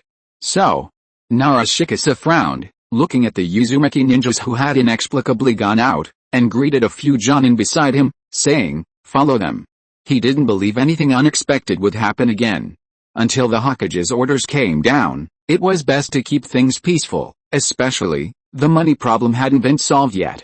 "This is really troublesome," Narashikasa said with a headache. He just wanted to get through this month peacefully. Why did the Uzumaki ninjas always like to cause trouble? What were they planning this time? Can't we just go to Konoha peacefully now? What is this 7-year-old child still doing here? Things have stabilized, shouldn't we be heading to Konoha? Or, what an annoying kid. Chapter 2, please vote. Thank you all for your support. By the way, if you think your comment needs to be featured, feel free to say so. Anyway, I don't know whether I should feature it or not. Of course, I'll be a little more tactful these days. Chapter 86, this whole situation is all the fault of the Konoha ninjas. Don't be nervous, don't be nervous. Seeing the tense faces of the refugees before him, a Uzumaki ninja slowly approached and cautiously said, "I'm not here to hurt you." However, none of the refugees believed him, still looking at the two ninjas with fear and tension, some even with hatred on their faces. They knew they were in this predicament because of these ninjas. If it weren't for the ninjas, if it weren't for the war, perhaps they wouldn't have to leave their homes, enduring the cold and hunger in this heavy snow. Seeing the fear and hatred in their eyes, the Uzumaki ninja sighed. If the land of whirlpools had perished, they might have ended up like this, or even, more pitiful than them. A trace of sadness also appeared in the eyes of the Konoha ninja. These were citizens of the land of fire. Now, because of sigh. The Konoha ninja sighed inwardly. Ninjas just need to follow orders. Perhaps ninjas didn't need to think so much, but seeing this scene before them, they felt a touch of emotion. Perhaps, it was just pity for life. But it is precisely this feeling that prevents them from losing themselves. They can feel that they are still human beings, still alive. War is truly a detestable thing, for everyone, because you can't imagine your friends and family being gone because of war. "Ninja-sama, what do you want?" An elderly man with gray hair stepped forward tremblingly, saying fearfully, "Don't be nervous, old man." The Uzumaki ninja said with a smile, "We mean no harm." "Then, what do you need us to do?" The elderly man breathed a sigh of relief, but the fear on his face had not subsided. He asked cautiously, "Ninja-sama, you don't need to do anything." The Uzumaki ninja said with a smile, "Trust us, we mean no harm." "Then, we. Hearing the Uzumaki ninja's words, the elderly man still asked cautiously, "Could you give us some food?" Hunger and cold are the most terrible things in the world. Perhaps those living in ninja villages don't know, perhaps the high-ranking ninjas don't know. But the common people below know best. They have no power to control their own destiny. Once they encounter disaster, it may be annihilation, whether it is a natural disaster or man-made disaster. The Uzumaki ninja and the Konoha ninjas were silent. "Is it not possible?" The elderly man murmured regretfully after hearing the ninja-sama's silence. The refugees behind him, who had been filled with hope, lowered their heads in disappointment. They hadn't eaten for many days. "No, it's not impossible," the ninja said with a smile.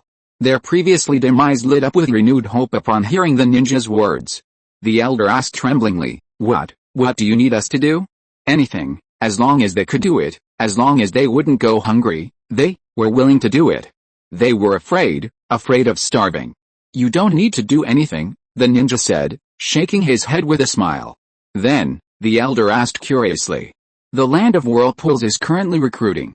Anyone, regardless of age or gender, can apply," the ninja said with a smile. 3 meals a day, room and board included. This, the refugees looked at the ninja in shock. Is this true? Could there really be such a good thing? 3 meals a day, and room and board included. Even without the war, they couldn't afford 3 meals a day. 3 meals a day was simply unimaginable. "Sir Ninja, are you telling the truth?" The elder, recovering from his surprise, quickly and cautiously asked, "Don't lie to us." Before he could finish, the elder lowered his head in shame. What did they have that the ninja could possibly lie to? "Of course," the Uzumaki ninja said with a smile. "See this ninja beside me? The land of whirlpools is an ally of Konoha. Do you know Konoha? They are a group of envoys who maintain peace in the ninja world. They have always been dedicated to maintaining peace in the ninja world. Now that the Konoha ninjas dare not cause trouble, perhaps, this is not so bad. However, One of the refugees cautiously raised his hand and said, "But our homes are all." The scene immediately fell silent. Especially the Konoha ninjas, whose faces showed a trace of shame. These were all citizens of the Land of Fire. However, the current predicament is also due to the war between Konoha and other ninja villages. War is unavoidable, as Konoha needs to develop and resist invaders. But now that the war is over, Konoha can't do anything for them, and in certain circumstances, might even kill them. Your words put me in a difficult position. The Uzumaki ninja didn't know what to say, glancing disdainfully at the Konoha ninja beside him who looked ashamed, muttering to himself, "Looks like he still has a conscience." Seeing the refugees fall silent, looking at them with fear, worried about being punished for saying the wrong thing, the Uzumaki ninja immediately put on a serious expression, speaking with an apologetic and ashamed tone. "I'm sorry, as an ally of Konoha, I apologize on behalf of Konoha to everyone here. Because of us, you've all fallen into such a disaster." The Konoha ninja stared blankly at the shameless Uzumaki ninja, his heart filled with a sense of mixed emotions, including regret and awe. The Uzumaki clan was no longer the Uzumaki clan he knew. They had become so thick-skinned. Then, his expression changed, and he said seriously, "Konoha made a mistake, and we don't need you to apologize for us." He took a step forward, and the refugees, seeing this, thought the ninja was about to attack, and immediately retreated in fear. "I apologize to everyone here on behalf of Konoha." The Konoha ninja bowed and said apologetically. The Uzumaki ninja chuckled and muttered, impatient. He didn't expect the Konoha ninja to apologize. "Believe us, the Land of Whirlpools really just wants to recruit workers." The Uzumaki ninja looked at the refugees who were stunned and had an incredulous expression. It seemed they couldn't believe that a ninja would apologize to them. He smiled and said, "Now that you're in this situation, why don't you go and take a look? Maybe life will be better?" The refugees looked at each other, not knowing what to do. Finally, the elder stepped forward shakily and said, "Anyway, we're almost. Why don't we go and take a look?" Hearing that everyone agreed, the Uzumaki ninja breathed a sigh of relief. The mission was finally completed. This scene is unfolding before the eyes of the various Uzumaki ninjas and Konoha members who are out recruiting. Chapter 1. Chapter 87. When I put on my hat, I became a shadow. Damn it. Danzo tore up the intelligence report handed to him, his face grim and furious. What a bunch of useless trash. He looked down at the ninja kneeling before him. "Anything else? The Hokage wants you to gather the money quickly." Upon hearing this, Danzo's face turned even more ashen. His men were dead, and he was being asked to pay them? This was simply. This is outrageous. But looking at the kneeling Jonin, Danzo regained his composure and said expressionlessly to the ninja standing beside him, "Have your men deliver the money to the Hokage. This money he'd pay." "Yes," the ninja replied. As for the Land of Whirlpools, Danzo narrowed his eyes. He knew he couldn't send troops anymore. So many Jonin, including elite Jonin, wiped out, and all for just one Whirlpool ninja? No matter how you look at it, it was a huge loss. A 7-year-old cage-level ninja? Danzo murmured. That's terrifying. But what exactly were the Whirlpool ninjas up to? Was it really just a simple recruitment drive? They're treating those good-for-nothings so well? And, what are they trying to achieve by constantly promoting Konoha and introducing these scumbags? Danzo couldn't understand anything, but that's precisely why he was worried. The Land of Whirlpools is definitely plotting something. Continue to send people to keep an eye on the Land of Whirlpools, but don't take action, Danzo said sinisterly. Report it immediately if you find anything wrong. Also, remember to bring over the Root Ninja's corpse. Let the interrogation department see what they can get. Danzo said, lying in his chair with his eyes closed. Hiruzen didn't return the Root Ninja, he must have found something on it. Yes, the Root Ninja replied. Uzumaki-jun was unaware that Konoha had begun to suspect their alliance with Tsunagakure because of his magnet release. If he had known, he would have immediately declared his stance, resolutely and without wavering. The Land of Whirlpools is Konoha's loyal ally. At least for the time being. As for Danzo's underhanded tactics, Uzumaki-jun didn't intend to eliminate him at this time. It's not easy for Konoha to have an idiot like him. If he hadn't betrayed his allies bit by bit, would the other ninja villages have any hope of catching up? There might only be one Konoha high-ranking official who could proclaim that everything was for Konoha, and then turn around and start squandering the village's property. If he were killed now, Would White Fang still be alive? Would the Sennin still be able to escape? Would Shisa still be dead? Would Itachi still be convicted of fugitive? Nanao. Oh, Nanao is now a member of the Land of Whirlpools. Anyway, Danzo can't die. The other villages have to rely on him to catch up with Konoha. If he dies, Konoha Strong will be loyal to the party. Konoha, forging ahead with determination, what will happen? The other ninja villages will be in despair. At least we'll have to wait until the Land of Whirlpools reforms are successful and Minato takes office before Danzo can be put to rest. Right now, Danzo is practically a friend to the other ninja villages. He's been working to wear down Konoha, giving the other villages a chance to catch up. So he's also a successor to Hashirama's ideals. He's always sabotaging his teammates to maintain the balance between ninja villages. How can we betray such a good person? It's just that he's been too manipulative.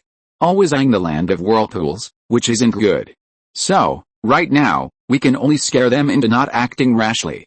Otherwise, that old schemer Danzo will definitely be thinking about how to attack the Land of Whirlpools. Sigh. Uzumaki-jun sighed helplessly. He just wanted to take advantage of Konoha's influence.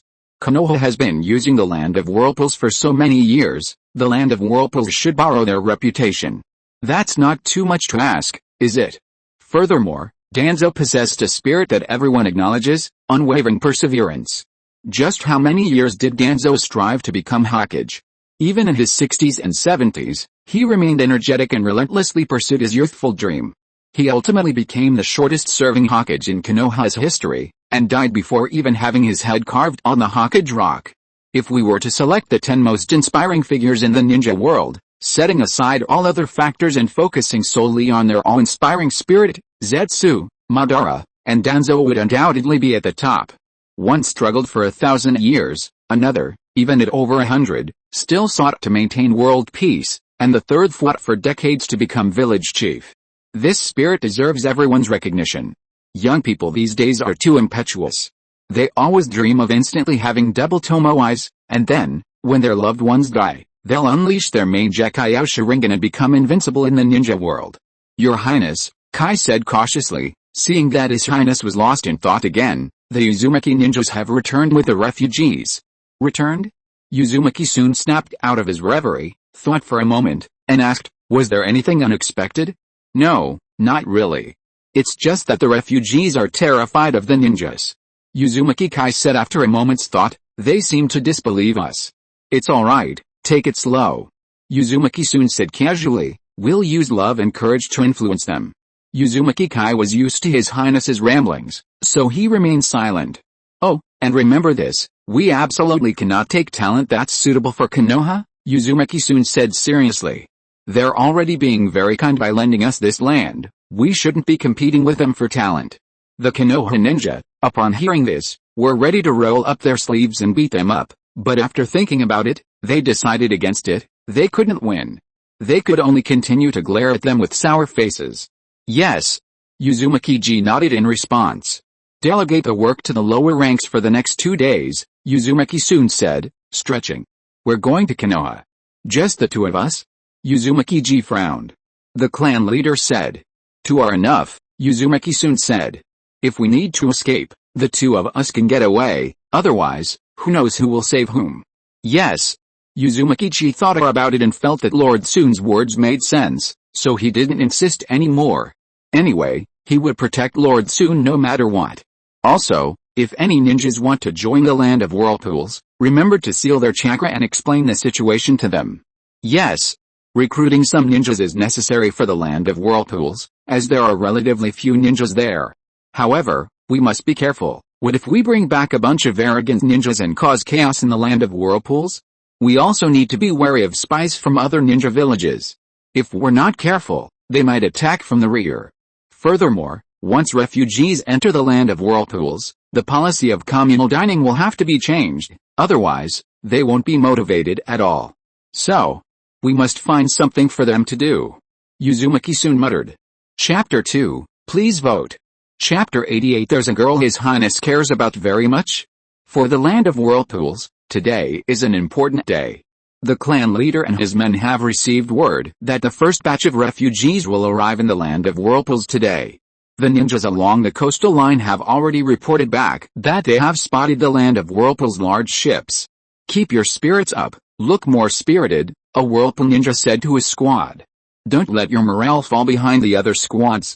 Remember, from this moment on, you are squad leaders. Yes, sir. Upon hearing their leader's words, the citizens immediately raised their heads and straightened their chests.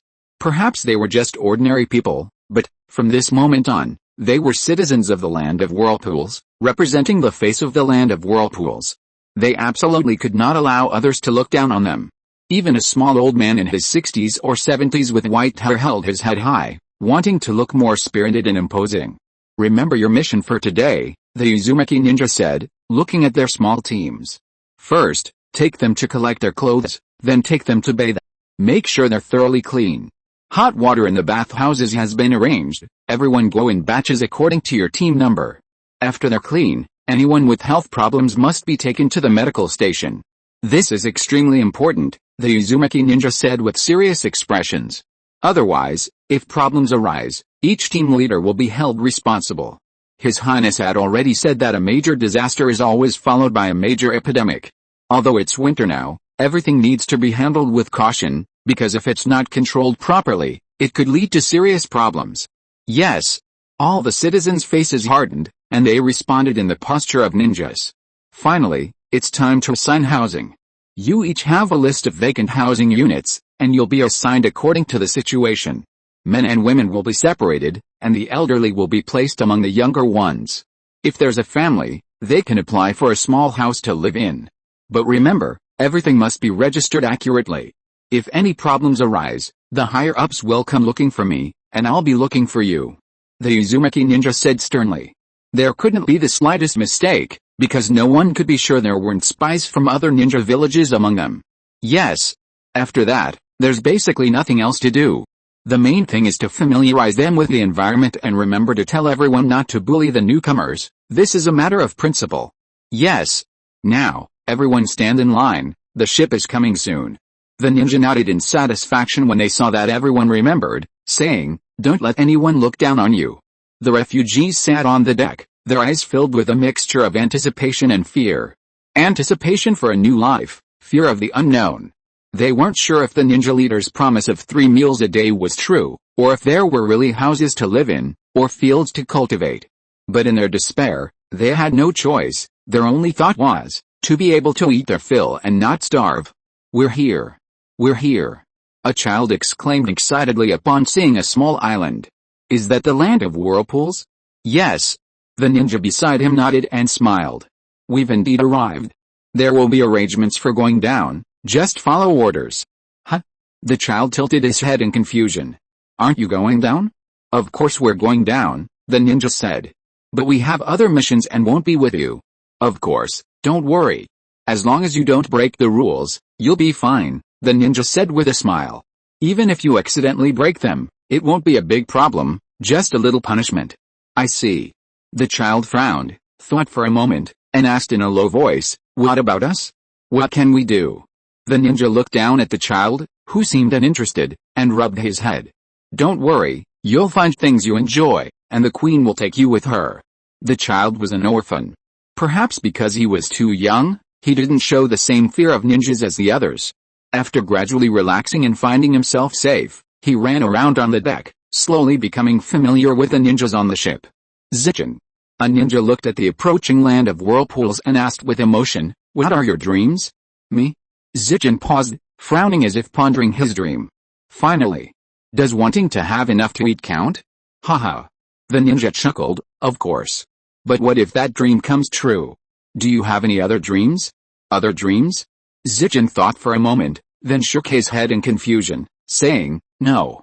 Then go find some. The ninja looked at Zijin earnestly. Why do people live fulfilling and meaningful lives? It's because we have our own dreams. What are your dreams, uncle? Zijin raised his head, asking curiously. Of course, the Uzumaki ninja said speechlessly. My dream is for the land of whirlpools to become stronger, stronger than any other country, and also. He then flicked the child's head. Call me brother. Or Kita-ni-san. Ouch! Shiki cried, clutching his head. That hurts. Just then. We've arrived. We've arrived at the land of whirlpools, the other Uzumaki ninja shouted. Please disembark in an orderly fashion according to the Uzumaki ninja's instructions. Upon hearing that they had finally arrived, Uzumaki Kita immediately regained his serious expression and said, "Stay put, and remember not to wander off." He then turned and left. He had other tasks to complete. Watching the disembarking refugees, a slight disturbance arose among the citizens of the land of whirlpools, especially upon seeing their emaciated appearance and indifferent expressions. A sudden sadness gripped the hearts of the people. If it weren't for Prince Soon, perhaps, they might have ended up like this too. "Quiet," the Uzumaki ninja shouted, frowning at the sight. The previously agitated crowd immediately calmed down. The refugees saw a group of ninjas leading some civilians, standing proudly before them. Especially seeing the ninjas' confident and imposing presence, the refugees felt a surge of fear and hesitated to move forward, staring blankly at the ninjas who had brought them. What was going on? However, Clan Chief. The ninjas were all busy handing over their missions to their superiors and ignored them, knowing someone would come to arrange things later. "Thank you for your hard work," the Clan Chief said with a smile. "How is Io-Soon?" "His Highness Soon as well," the ninja replied respectfully. "In that case, you may all go and rest now," the Clan Chief said. "Leave the rest to us." He smiled and took the roster handed to him by the ninjas. The ninja hesitated, seemingly wanting to say something more. "What else is it?" "Speak up," the Clan Chief said, frowning. "This isn't the way to do things now. There's a little girl that His Highness Soon is very concerned about," the ninja said cautiously. He specifically requested that she learn medical ninjutsu. Huh? If you are listening to this novel on a channel other than Fanfic World, it means it was downloaded and re-uploaded without effort. We warmly invite you to visit our channel, Fanfic World.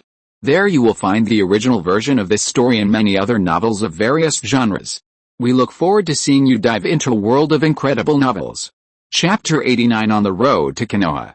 "Clan Chief, you be the judge?" A ninja stormed off, his face contorted with anger. "Lord Hibiki isn't assigning us any manpower. All the other teams have it. Why is our coal-burning team the only one without? You know we're severely understaffed."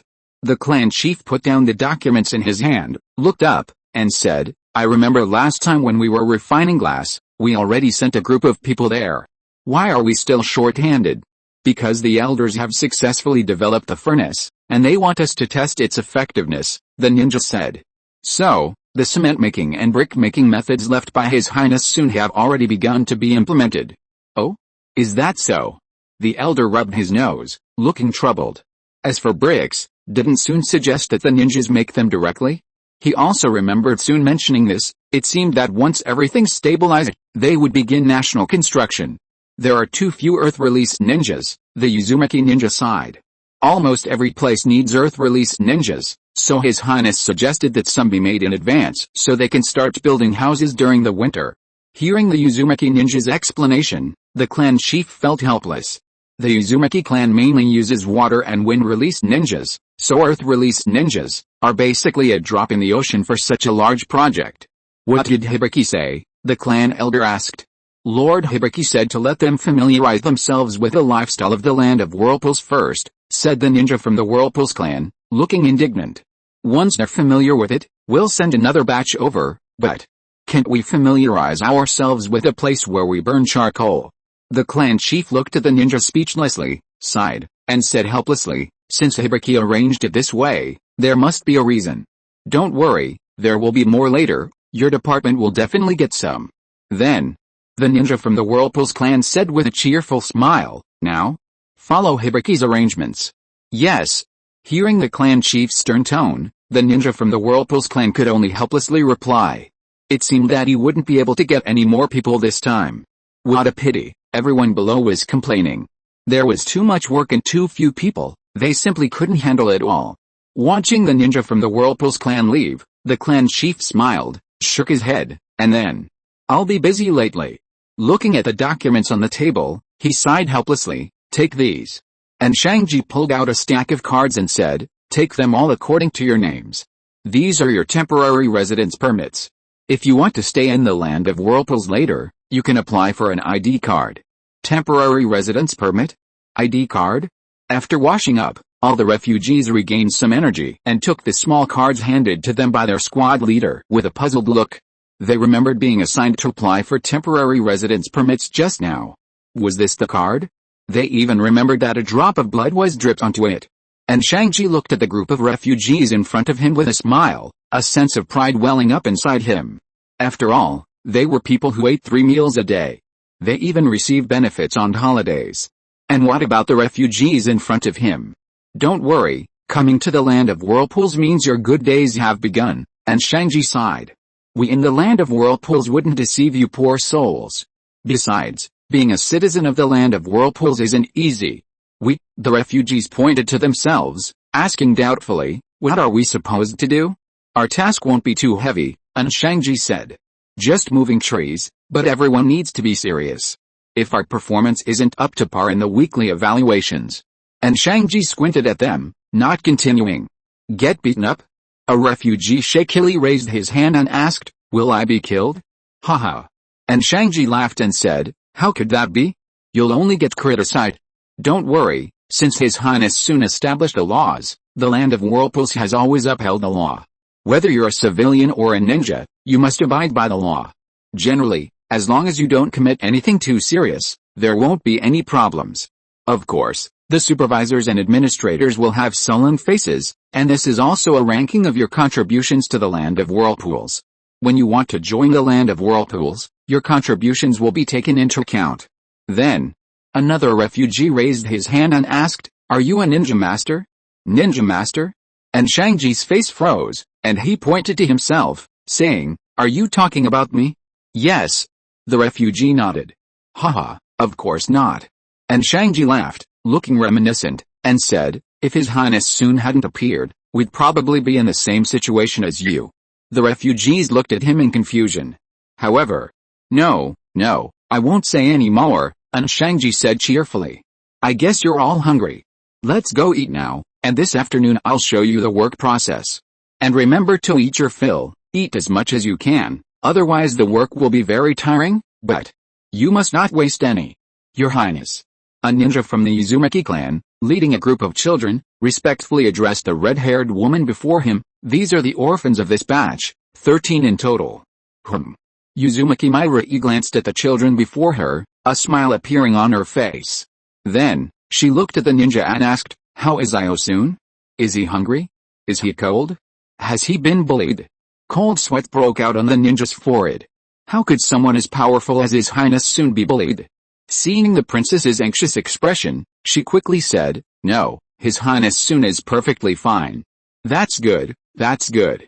Uzumaki Mirai breathed a sigh of relief. Her child was only 7 years old, and he was already running so far away. She said angrily, it's all that old man's fault. He's so useless. He's always wandering around outside, carrying the blueprints left by Sun, saying he's going to build the most beautiful house in the world.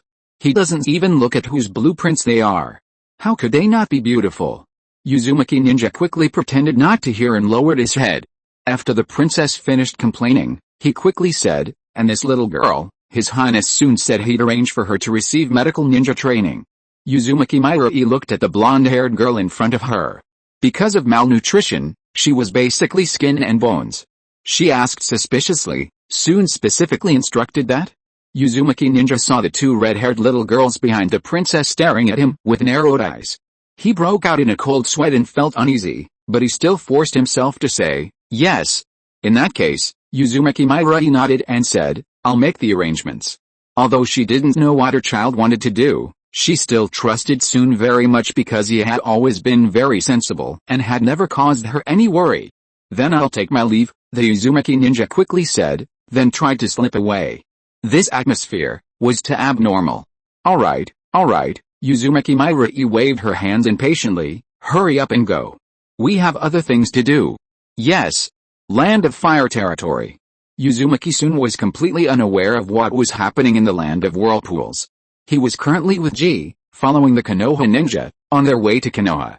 Since the recruitment of refugees was all settled and he had nothing to do there, he planned to go to Konoha and then return to rebuild the country. We'll be there in half a day, the Konoha ninja said, scanning the surroundings. We're almost inside Konoha. However, before the Konoha Chunin could finish speaking. Bang! Chapter 2, please give me some recommendation votes. Chapter 90, the creatures of Konoha have small tails and pointed beaks. Enemy attack. The remaining Jonin and Chunin, hearing the explosion, immediately became alert, leaping behind nearby trees to defend themselves. Then, they frowned as they looked at their fallen comrade. No need to guess, this guy is definitely done for. Who? The Konoha Jonin looked around intently, but still found nothing. His heart clenched, it seemed these enemies were prepared. But, was their target the land of whirlpools or Konoha? Glancing at the whirlpool ninja who had also hidden themselves, the Konoha Jonin wasn't worried about these two. After all, that 7-year-old was a cage-level ninja who had wiped out more than a dozen Konoha Anbu Jonin. So, it was better to worry about themselves than others. The Konoha ninja didn't know if the land of whirlpools would come to their rescue. After all, their relationship wasn't the generational friendship between Konoha and the land of whirlpools that people claimed. Be alert, a Konoha Jonin shouted to the Chunin hiding beside him. If things go wrong, retreat immediately. But Uzumaki, a Chunin, hesitated, reluctant to speak. Ignore them, the Jonin interrupted. They're safer than us. Those are cage-level ninja. Hearing his captain's words, the Chunin thought for a moment and agreed. They shouldn't sacrifice their lives for the Uzumaki ninja, there was no reward for it. He quickly nodded and replied, yes, sir. Lord Jun, shouldn't you go help? Uzumaki Kai frowned, seeing the Konoha Chunin lying there. Otherwise, what will happen to Konoha? Ignore them. Uzumaki Jun waved his hand. They're not here to ambush us anyway. Not here to ambush us? Hearing Lord Jun's words, Uzumaki Kai looked at Uzumaki Jun in confusion. He didn't understand what Lord Jun meant at all. Or rather, how did Lord Jun know they weren't here to ambush them? However, Uzumaki Jun didn't see Uzumaki Kai's puzzled expression. His index, middle, and thumb seemed to be gripping something, and a thoughtful expression appeared on his face as he muttered, perhaps a clan from the land of whirlpools will join us. Hearing Jun's mutterings, Uzumaki Kai looked closely. A bee, its wings being grabbed by Jun, struggling. Get out of the way. Suddenly, a Konoha Jonin shouted sharply. Hearing this, the Konoha Chunin quickly did a backflip to get away from their spot. Although they didn't know why their captain suddenly told them to get out of the way, they knew, listening to their captain was the right thing to do. The instant he dodged. Bang! A loud explosion erupted from the spot where he had been standing. An explosive tag, the Chunin asked, frowning. He hadn't even noticed the explosive tag, how could it have suddenly exploded? No. The Jonin shook his head seriously and said, it's not an explosive tag. He looked around. I already know who the enemy is. Looks like we're in big danger this time. Bees? Uzumaki looked at the small bee in Uzumaki Jun's hand with confusion. Could it be related to bees? Uzumaki Jun narrowed his eyes, looked around, and nodded. A group of professional beekeepers. I wonder if the land of whirlpools can recruit them. The Kushina Clan. In Naruto there are two major insect-raising clans, one is the Aburane clan of Konoha, and the other is the Kushina clan of Iwagakure. The Aburane clan rose to power during World War I, stepping on the Kushina clan. It wasn't until Naruto went to find the Misaki insects that the Kushina clan started to appear. Just a few small cats and dogs. Camouflage invisibility technique? Uzumaki Jun frowned and muttered. He couldn't find a single person nearby. No wonder the Kushina clan was wiped out. The war is over, and they still dare to seek revenge against Konoha. After this group was wiped out by Konoha, many of their clan's strong members were probably left. And this attack was likely their own doing, no wonder so few of their clan members survived. Or perhaps the entire village, men, women, and children, went to war, leaving only 3 survivors? That's impossible. Needless to say, it's the Kushina clan. They must have come seeking revenge on their own, and then been betrayed by the Tsuchikage. Find them, Uzumaki Jun said, narrowing his eyes. But don't hurt anyone. We're here to recruit, not to kill. Hearing Jun's words, Uzumaki Kai paused, asking, what about Konoha? The 2 Konoha ninjas were still cautiously hiding, completely oblivious to the enemy. Don't worry about them, Uzumaki Jun said. They'll probably retreat when they see things are hopeless. Without a dog or the Byakugan, it's incredibly difficult to detect anything amiss. No wonder it's an A-rank stealth technique. Moreover, we're almost inside Konoha territory. Once they sense something's coming, Konoha's Enbu will definitely arrive quickly. So we need to find them fast. Suddenly, Lord Soon, a Konoha Jonin, shouted towards Uzumaki Soon, "Retreat." Then, without looking back, he ran towards Konoha. "Pretty, huh?" Uzumaki Ji and Uzumaki Soon stared dumbfounded at the two Konoha ninjas who shouted and retreated without looking back. This was a plan to betray them, to use them to draw fire so they could retreat. "Lord Soon," Uzumaki Ji asked, frowning, wanting to see what Lord Soon was thinking. "But don't be nervous, let's talk after they've run far away." Uzumaki Soon looked around warily and said, "Remember, we have nothing to do with Konoha, we won't take the blame for this." Hearing Lord Soon's words, Uzumaki Ji was speechless. "Didn't you always say that Konoha and the Land of Whirlpools were friends for generations? Why did you change your mind now?" At this moment, Uzumaki Soon threw out a flying thunder god Kyune, and his figure instantly disappeared from the spot, while the spot. Bang! A loud bang was heard. "Kamizu Clan." Uzumaki Soon looked around and shouted, "Look carefully, we are not from Konoha, do you see this clan crest? Konohas have a small tail and a pointed beak. However, Hachi Senbinjutsu." A deep voice answered Uzumaki Soon. "What a headache." Uzumaki Soon sighed helplessly. Couldn't they just use the flying thunder god Jutsu to disappear from the spot and have a proper conversation? Unable to find anyone, he could only continue shouting, "You can't hurt me at all, and I reckon the Hidden Leaf Village's Enbu are coming soon." Seeing the surroundings quiet down, Uzumaki Soon continued, "Think of your clansmen, think of your relatives. What would happen to your families if you all perished here?" Swish! The sound of a breeze rustling through the leaves filled the air.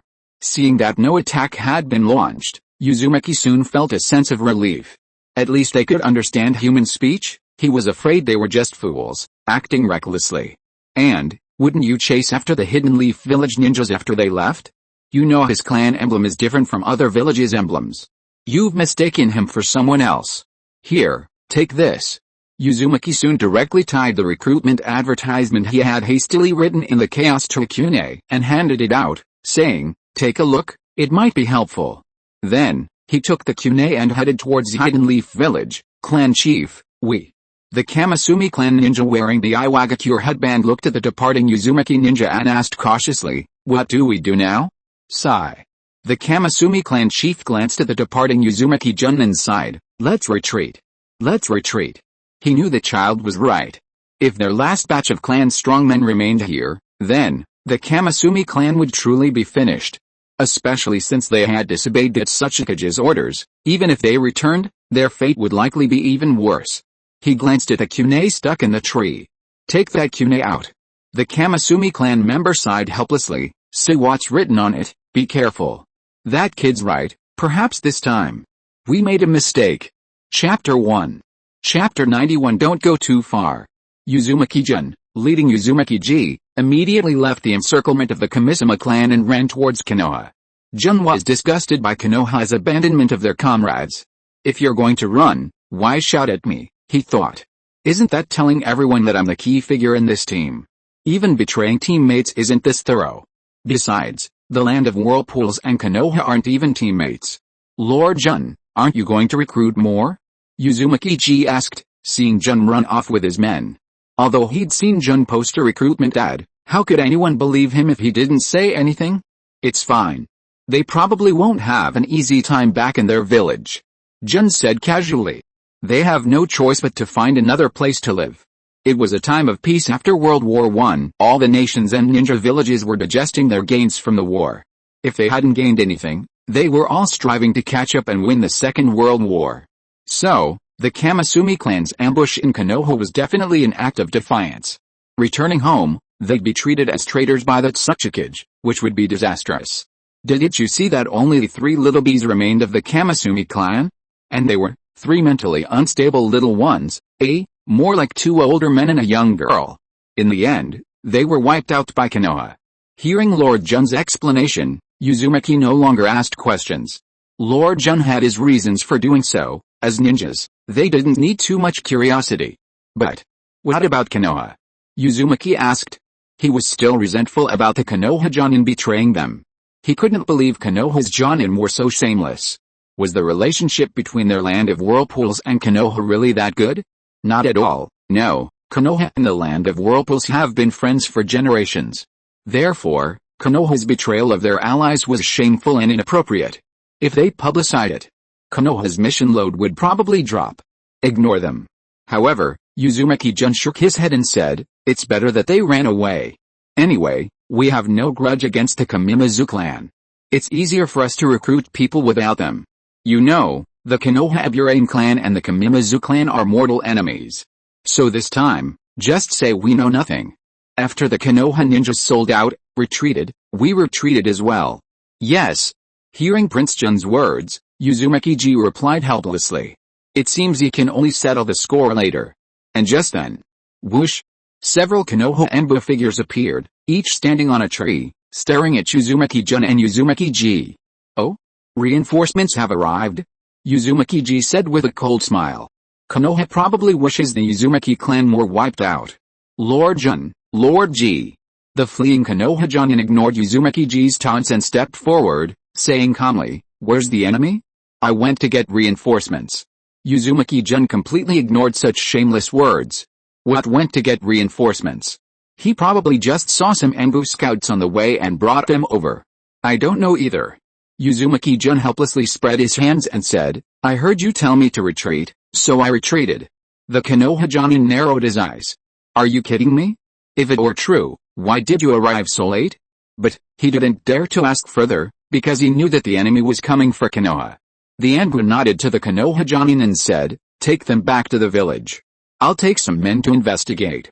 Yes. Konoha. Sigh. Hiruzen Sarutobi rubbed his nose, took a puff of his pipe, and muttered, the representative from the Land of Whirlpools should be arriving soon. He didn't know what harm the arrival of the Land of Whirlpools representative would cause to Konoha, but, the Nine-Tails problem really needed to be resolved. Someone, Hiruzen Sarutobi called out, go and call Danzo over. Yes. A black shadow flashed past, responding loudly. Hiruzen Sarutobi looked at the crystal ball in front of him, surveying the security situation around Konoha. Although the war had just ended, the villagers' mental state hadn't recovered, they were still immersed in the sorrow of the war, and fear. A somber atmosphere was the only melody in all the ninja villages now. This won't do. Hiruzen Sarutobi sighed. After all, what happens after a war? It's the best time for development, growth, and reproduction. But he was helpless, all he could do was wait, for time to wash away their sorrow. Hiruzen. Danzo walked in, frowning at his friend, and asked, puzzled, what brings you here? Why call him now? He'd already paid. There shouldn't be any problems. Or was there some trouble, cough cough, something he needed to do? As the darkness of Konoha, for Konoha's sake, this trouble, this matter, he'd take the blame. Hiruzen Sarutobi took a puff of his pipe, then looked up, his sharp eyes fixed on Danzo. After a quarter of an hour, he slowly spoke, recently, the Senju clan leader came to complain that you're always causing them trouble. He was almost driven crazy by the Senju clan leader. The Senju were the family of the first and second generation lords. Your meddling is putting me in a difficult position. The village only needs peaceful development, it can't afford any more accidents, and, someone almost pointed their finger at me and called me heartless. Hiruzen Sarutobi sighed and said, Kahoru also came to say that this is my teacher's clan. A ninja who doesn't obey orders has no value. However, Danzo ignored him, narrowing his eyes and saying with a ferocious expression. But the Senju clan is. Hiruzen Sarutobi said helplessly. He didn't want to go too far. After all, Konoha was founded by Hashirama-sama, and Tobirama-sama was his master. His master sacrificed himself for them. Hiruzen, your control over the village. Danzo sighed regretfully. He thought his good friend understood him, but everything he did was for the village. Hearing Danzo's words, Hiruzen Sarutobi rested his chin on his hands, deep in thought. He understood what Danzo meant. Why did he push Danzo out to carry, cough cough, walk in the darkness? Isn't it because there are just too many clans in Konoha, creating a constraint on the Hokage's power? Although the actions of the past few years have made these clans more restrained, the control is still not enough. If the Senju clan can. Hiruzen Sarutobi took a puff of his pipe, his eyes suddenly narrowing. Perhaps this was an opportunity. An opportunity to completely control the village. I don't intend to do anything to my teacher's clan, Danzo said calmly. Just have them hand over those disobedient ninjas who went to use a Shiagakure without permission. Hiruzen Sarutobi paused, put down his pipe, sighed, and said, seemingly resigned, "This matter. You handle it. But you must remember. The Senju are my teacher's clan." He didn't want to push things too far. Chapter 2. Chapter 92. Someone is planning to create 1,000 hands. Clan chief, if all else fails, just hand me over. Senju Hideaki knelt down, his front to the ground, seeing the clan chief deep in thought, and said resolutely, "Just say that this was our own doing, and has nothing to do with the clan." Recently, some of the younger generation in the clan had been taken away without reason, and then returned without reason. He knew this was, someone was trying to harm the Senju clan. If it can be a sacrifice for the clan, we will not hesitate. Senju Hideaki raised his head and said resolutely. Sigh. However, the Senju clan chief sighed, looking in the direction of the Hokage rock, and said helplessly, "This is just an excuse. Whether you acted without authorization or not, the Hokage will take action this time. Lord Hashirama, Lord Tobirama." How ironic. The power of the clans within the village is simply too great, the Senju clan chief said, looking at Senju Hideaki kneeling before him. The Hokage wanted to control the village, which is why he established a council of elders. He wanted to manage the clans, which is why he had Danzo establish his base. It's just that this time, our Senju clan conveniently provided the village with an excuse. The Hokage wanted to intimidate the other clans, and our Senju clan, one of the two founding clans, was perfect. Looking blankly at the statue on the Hokage rock, the Senju clan chief murmured, "Just right, to intimidate the other clans." Hearing the clan chief's words, Senju Hideaki was stunned. He finally understood the village's aggressive stance. He had thought it was punishment for disobeying the Kage's orders as ninjas. So that's why. Senju Hideaki hesitated for a moment before saying, "Then let's hand us over. That way, we should be able to deter the other clans." After all, even the Senju clan was punished for their mistakes, let alone the other villages. "Shut up." The Senju clan chief said sternly upon hearing Senju Hideaki's words, "Our Senju clan has been around for 1,000 years, we've survived the Warring States period, we've encountered every disaster, and we've survived them all, haven't we? Especially now, the village was established by Lord Hashirama. The Senju clan will not sell out its own people for peace." The Senju clan chief stared sharply at Senju Hideaki kneeling on the ground and said calmly, "No matter what." Senju Hideaki's eyes welled up with tears, and he bowed down in shame, saying, "I'm so sorry, I've brought shame upon the clan." "No, you didn't," the Senju clan chief shook his head and said, "None of you did. On the contrary, you upheld Lord Hashirama's reputation and honored the agreement between the Senju and Uzumaki clans. Get up." Looking at Senju Hideaki, who was still prostrate on the ground, the clan chief sighed and said, "Keep the clansmen in check for the worst. Don't cause any more trouble." He knew that the Hokage and Danzo were waiting for the Senju clan to hand him over themselves. "Yes." Senju Hideaki stood up and replied, then slowly retreated. At this moment, "Clan chief, Lord Hideaki." A Senju clansman rushed in, flustered. "What is it?" the clan chief asked, frowning. "The Anbu are here, demanding we hand over those clansmen who broke the orders," a Senju clansman reported. "And the young lady has returned." The clan chief frowned upon hearing the report, and finally, "Ignore the Anbu ninjas." As for Tsunade, the Senju clan chief sighed, helplessly saying, "This matter. Don't tell her." Lord G. A refugee lifted a piece of wood, looking at the old man before him, and said, "I heard someone else is coming this afternoon, is that true?" Hearing the question, and Shangji, his small frame directing the man carrying the wood, replied without turning his head, "Someone is indeed coming this afternoon. I might not be here then, so you can't slack off. And call me Captain." Of course, the refugee said cheerfully. "Don't worry, we'll work hard and won't embarrass you. We should be able to get the Advanced Work Team Award this time. You brat." And Shangji put the wood in the designated spot, smiled, and kicked the middle-aged man in front of him. "You think you're so capable? That's right, Uncle, and don't worry about Ping." Another middle-aged man leaned closer and asked, "Tell us, will we be able to get selected this time? You guys." And Shangji saw that everyone around him was looking at him curiously. Some were young, around 10 years old, and some were 30. He could only say helplessly, "The manager told me that this time. We're in." Yay. Hearing Shangji's words, everyone cheered and stood up. All right. And Shangji quickly stopped them. Don't relax, everyone. There's still tomorrow. We need to work hard. Yes, work hard. This time we will definitely beat that team next door. Ping said indignantly, they got selected last time and kept showing off in front of us. This time it's finally our turn. That's right, get to work. Yes, then we'll show off in front of them. The whole team said with great enthusiasm. These brats. Seeing this, Shangji shook his head and smiled. He remembered the confusion, numbness, and fear in their eyes when they first arrived, but they gradually adapted to everything and became optimistic and cheerful after starting work. This is not bad either. Smiling all day feels really good. And Shangji put his hands behind his back, smiling as he looked at the team continuing to work, and said, "Hey, come here for a moment." "What? Uncle?" Hey walked over, looking at Shangji with confusion. He still had work to do. "I remember you were in the first batch to arrive, right?" "Yes." Hey nodded with confusion in his eyes and said, "I've been here for about 10 days.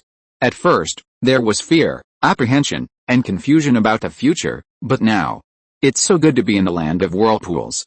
Ping's eyes were resolute as he thought, I must work hard these days and see if I can get a residence permit for the land of whirlpools. The higher-up said there are a lot of refugees arriving lately, and Shangji said, "We don't have enough captains, we hope." However, before Shangji could finish, Ping excitedly said, "You mean I can." And Shangji smiled and nodded, saying, "I've seen it all these past few days. You work very hard every day, and you get along well with everyone in the team, and a few days ago you asked me how to change your temporary residence permit to a residence permit. You wanted to become a citizen of the land of whirlpools?" Yes.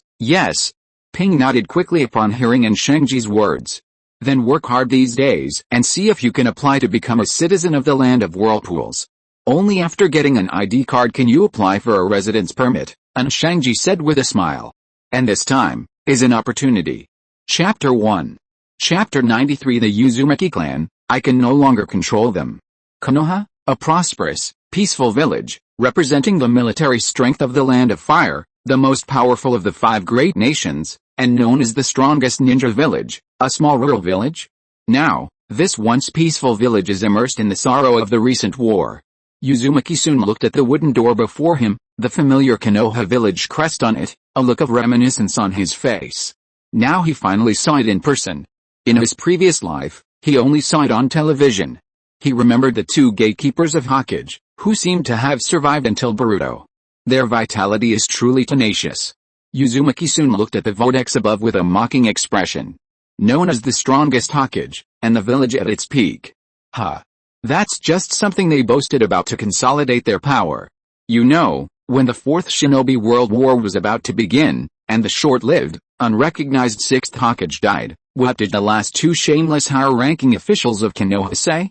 One was the light of Konoha, the other the darkness of Konoha. Together they built Konoha's golden age. That statement is truly shameless. Even if they wanted to make their political achievements look better, they couldn't have bragged like that. They just went straight for the strongest. Honestly, Jun Uzumaki was disgusted by these 2 shameless people. What strongest, what most prosperous, and all that. It's like Madara Uchiha using the 8 gates to elevate Might Guy, using it to make themselves seem like the strongest in the ninja world. Saying they're willing to call you the strongest in taijutsu is just commercial hype.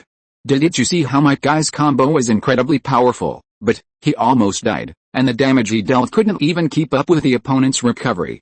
These 2 old geezers probably did the same thing, elevating themselves by praising Konoha's light and dark sides. And that strongest Hokage title that came up later was probably just something these 2 old bastards made up. They were classmates, grew up together, and were both high-ranking members of Konoha. Even the Hokage is so powerful, how could they be weak? Hearing that they're classmates of the strongest ninja village and the strongest Hokage, everyone else would probably be too scared to move. Moreover, these 2 old fogies were still causing trouble even in Boruto, hindering Naruto's power. Uzumaki-jun couldn't help but sigh. They've really lived a long time. Your Highness-jun, please wait a moment, a Konoha Jonin casually said. We need to consult the Hokage. Upon hearing this, Uzumaki Kai and Uzumaki Jun narrowed their eyes. Uzumaki Kai, in particular, was ready to roll up his sleeves and punch them. Consult the Hokage? Sending people from the land of whirlpools to Konoha was the Hokage's request. How could the gatekeeper not know that? His words were a slap in the face to the land of whirlpools. However, Uzumaki Jun stopped Kai. Right now, the land of whirlpools couldn't appear too powerful, so feigning weakness was best. It was better not to cause trouble easily. Besides, Konoha's reputation was still quite useful. There was no need to create a rift. All right. Uzumaki soon nodded with a smile and said, should we go back to the land of whirlpools first and ask for your permission? The Konoha Jonin, hearing Uzumaki Sun's words, didn't care. A Kage has his dignity, and he, a Jonin, couldn't threaten him. So, Lord Hokage already informed us. The Hokage's gatekeeper walked out with a smile and said, Lord Kagura was on a mission and didn't know. I'm so sorry. Hearing the gatekeeper's words, Uzumaki Sun didn't press further, but nodded lightly and said, then may we go in? Of course, the gatekeeper said, have a good time in Konoha. Then, looking at Kagura, thank you for your trouble, Lord Kagura. Kagura shrugged and nodded, saying to the gatekeeper, thank you for your trouble. He just wanted to test the mind of the Kage of the land of whirlpools. This was also the Hokage's order. After all, he was just a 7-year-old child. They wanted to know Uzumaki Sun's mind. A 7-year-old Kage. It's truly terrifying. Who knows, he might surpass Lord Hashirama in the future. Therefore, we must be cautious about everything concerning him. Let's go. Uzumaki Jun ignored the flirtatious glances from the Konoha ninjas and led Uzumaki Chi inside. As Uzumaki Jun and the others left. Is this the 7-year-old Kage? The gatekeeper sighed, looking at the young figure. It's simply unbelievable. Indeed. Another gatekeeper nodded, saying, there's no logic to the realm of genius. But this is too disheartening. The gatekeeper said, distressed. Shall we go eat some ramen after get off work to calm our nerves? Okay. Hokage-sama. A Jonin from the Anbu knelt on one knee, looking respectfully at Hiruzen Sarutobi before him, and said, the people from the land of whirlpools have arrived. Finally, they've arrived? Hiruzen Sarutobi took a drag of his cigarette and said, send out the Anbu to monitor the people from the land of whirlpools. Any movement must be reported back immediately. Yes, sir. Watching the departing Anbu, Hiruzen Sarutobi sighed wistfully. He didn't know if his decision was right or wrong, but everything he did was for the development of Konoha. He had a clear conscience. As long as it's for the village, any sacrifice is worthwhile. Hiruzen Sarutobi said resolutely. Lady Mito, the people from the land of whirlpools have arrived. Mito Uzumaki's maid entered and said respectfully. They've arrived? Mito Uzumaki looked at the scene before her in confusion, muttering, what's meant to come will eventually come. She looked up at the maid before her. What are they doing now? And, has the Kage of the Uzumaki clan arrived? They're wandering around Konoha? The maid said with a smile. That 7-year-old child? So young. I never imagined he'd be so strong. It's unbelievable. Mito Uzumaki said wistfully, the Uzumaki clan, the Senju clan, the Uchiha clan, these are all clans with a 1,000-year history. Each clan has its own unique ninjutsu, its own strongest ninja, like Hashirama, Tobirama, Madara, and this generation. The one of the Uzumaki clan is me. It's just that I left the Uzumaki clan back then, causing the current situation. Now the Uzumaki clan has finally produced a Kage again. Mito Uzumaki smiled and said, now we don't have to worry about others coveting us. Lady Mito is very happy to see the younger generation of her clan. Seeing Lady Miro smile, the maid also smiled and said, is that so? Mito Uzumaki murmured in confusion. She didn't know whether she should agree to Hiruzen's request, but the Nine-Tails matter had to be resolved. Peace, a world without war.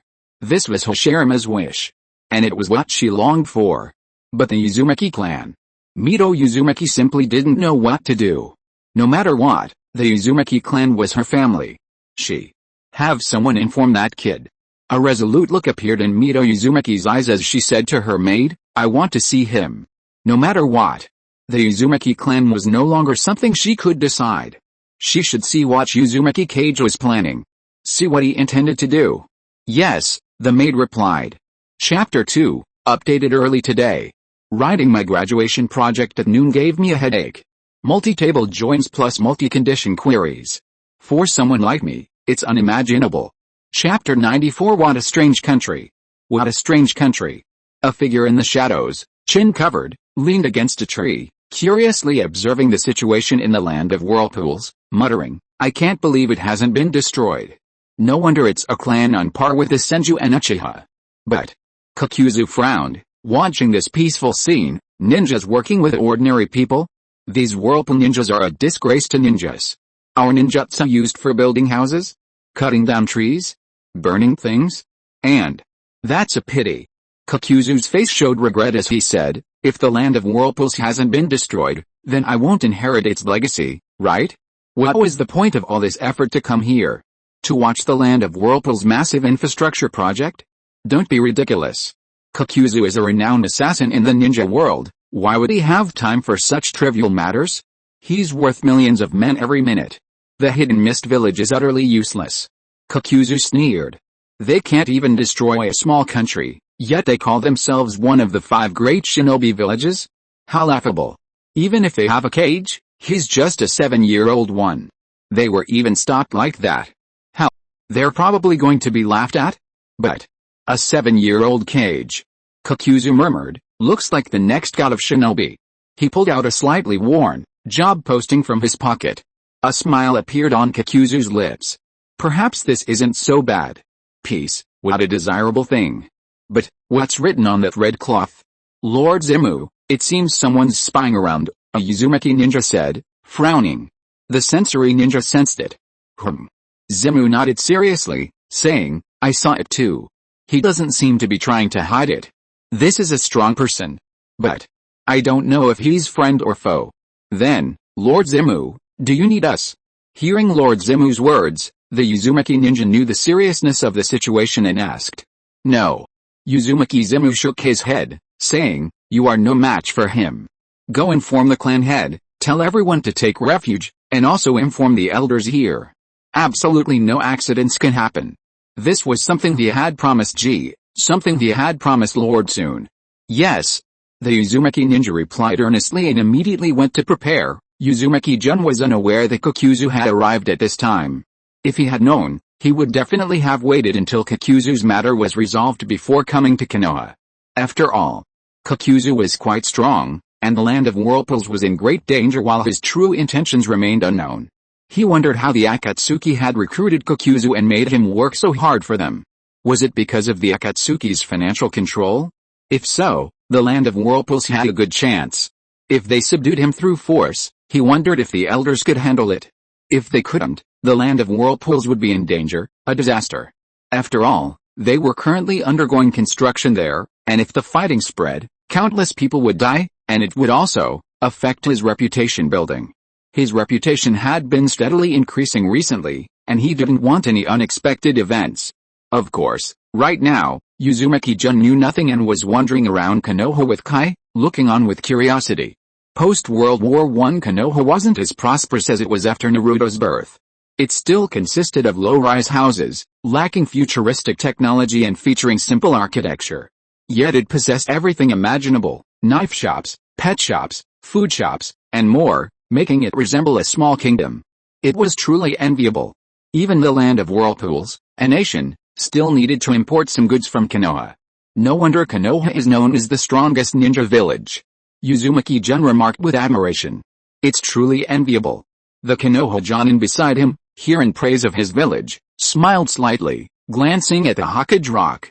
Looking at the portraits of the past Hokage, he was filled with emotion.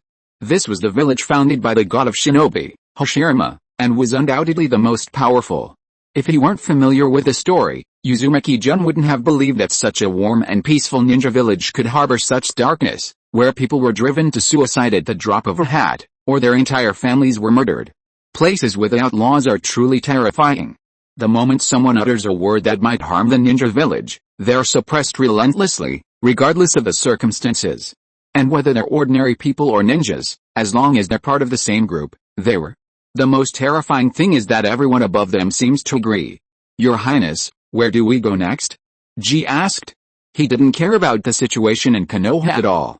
He'd been to Konoha before during a mission, and there was nothing special about it. Besides, Konoha's relationship with the Land of Whirlpools is currently at a critical juncture. He'd better finish his business quickly and get out of there. Otherwise, who knows what might happen. Don't rush, it's nice to wander around. Uzumaki-jun said with a smile, if anything happens, the people from Konoha will come back to inform us, and how can we come to Konoha and not eat Ichiriko ramen? It's a Konoha specialty. What are the Uzumaki ninjas doing? Sarutobi Hiruzen looked at the Anbu in front of him, frowning as he asked, is there anything strange? They're eating ramen. Sarutobi Hiruzen paused for a moment, then asked again, nothing else? No. The Anbu Jonin said, but it seems there are other Anbu ninjas around monitoring us. Other Anbu ninjas? Sarutobi Hiruzen frowned, muttering, could it be Root? He hadn't sent out a second Anbu team. So the same attire. It could only be Root.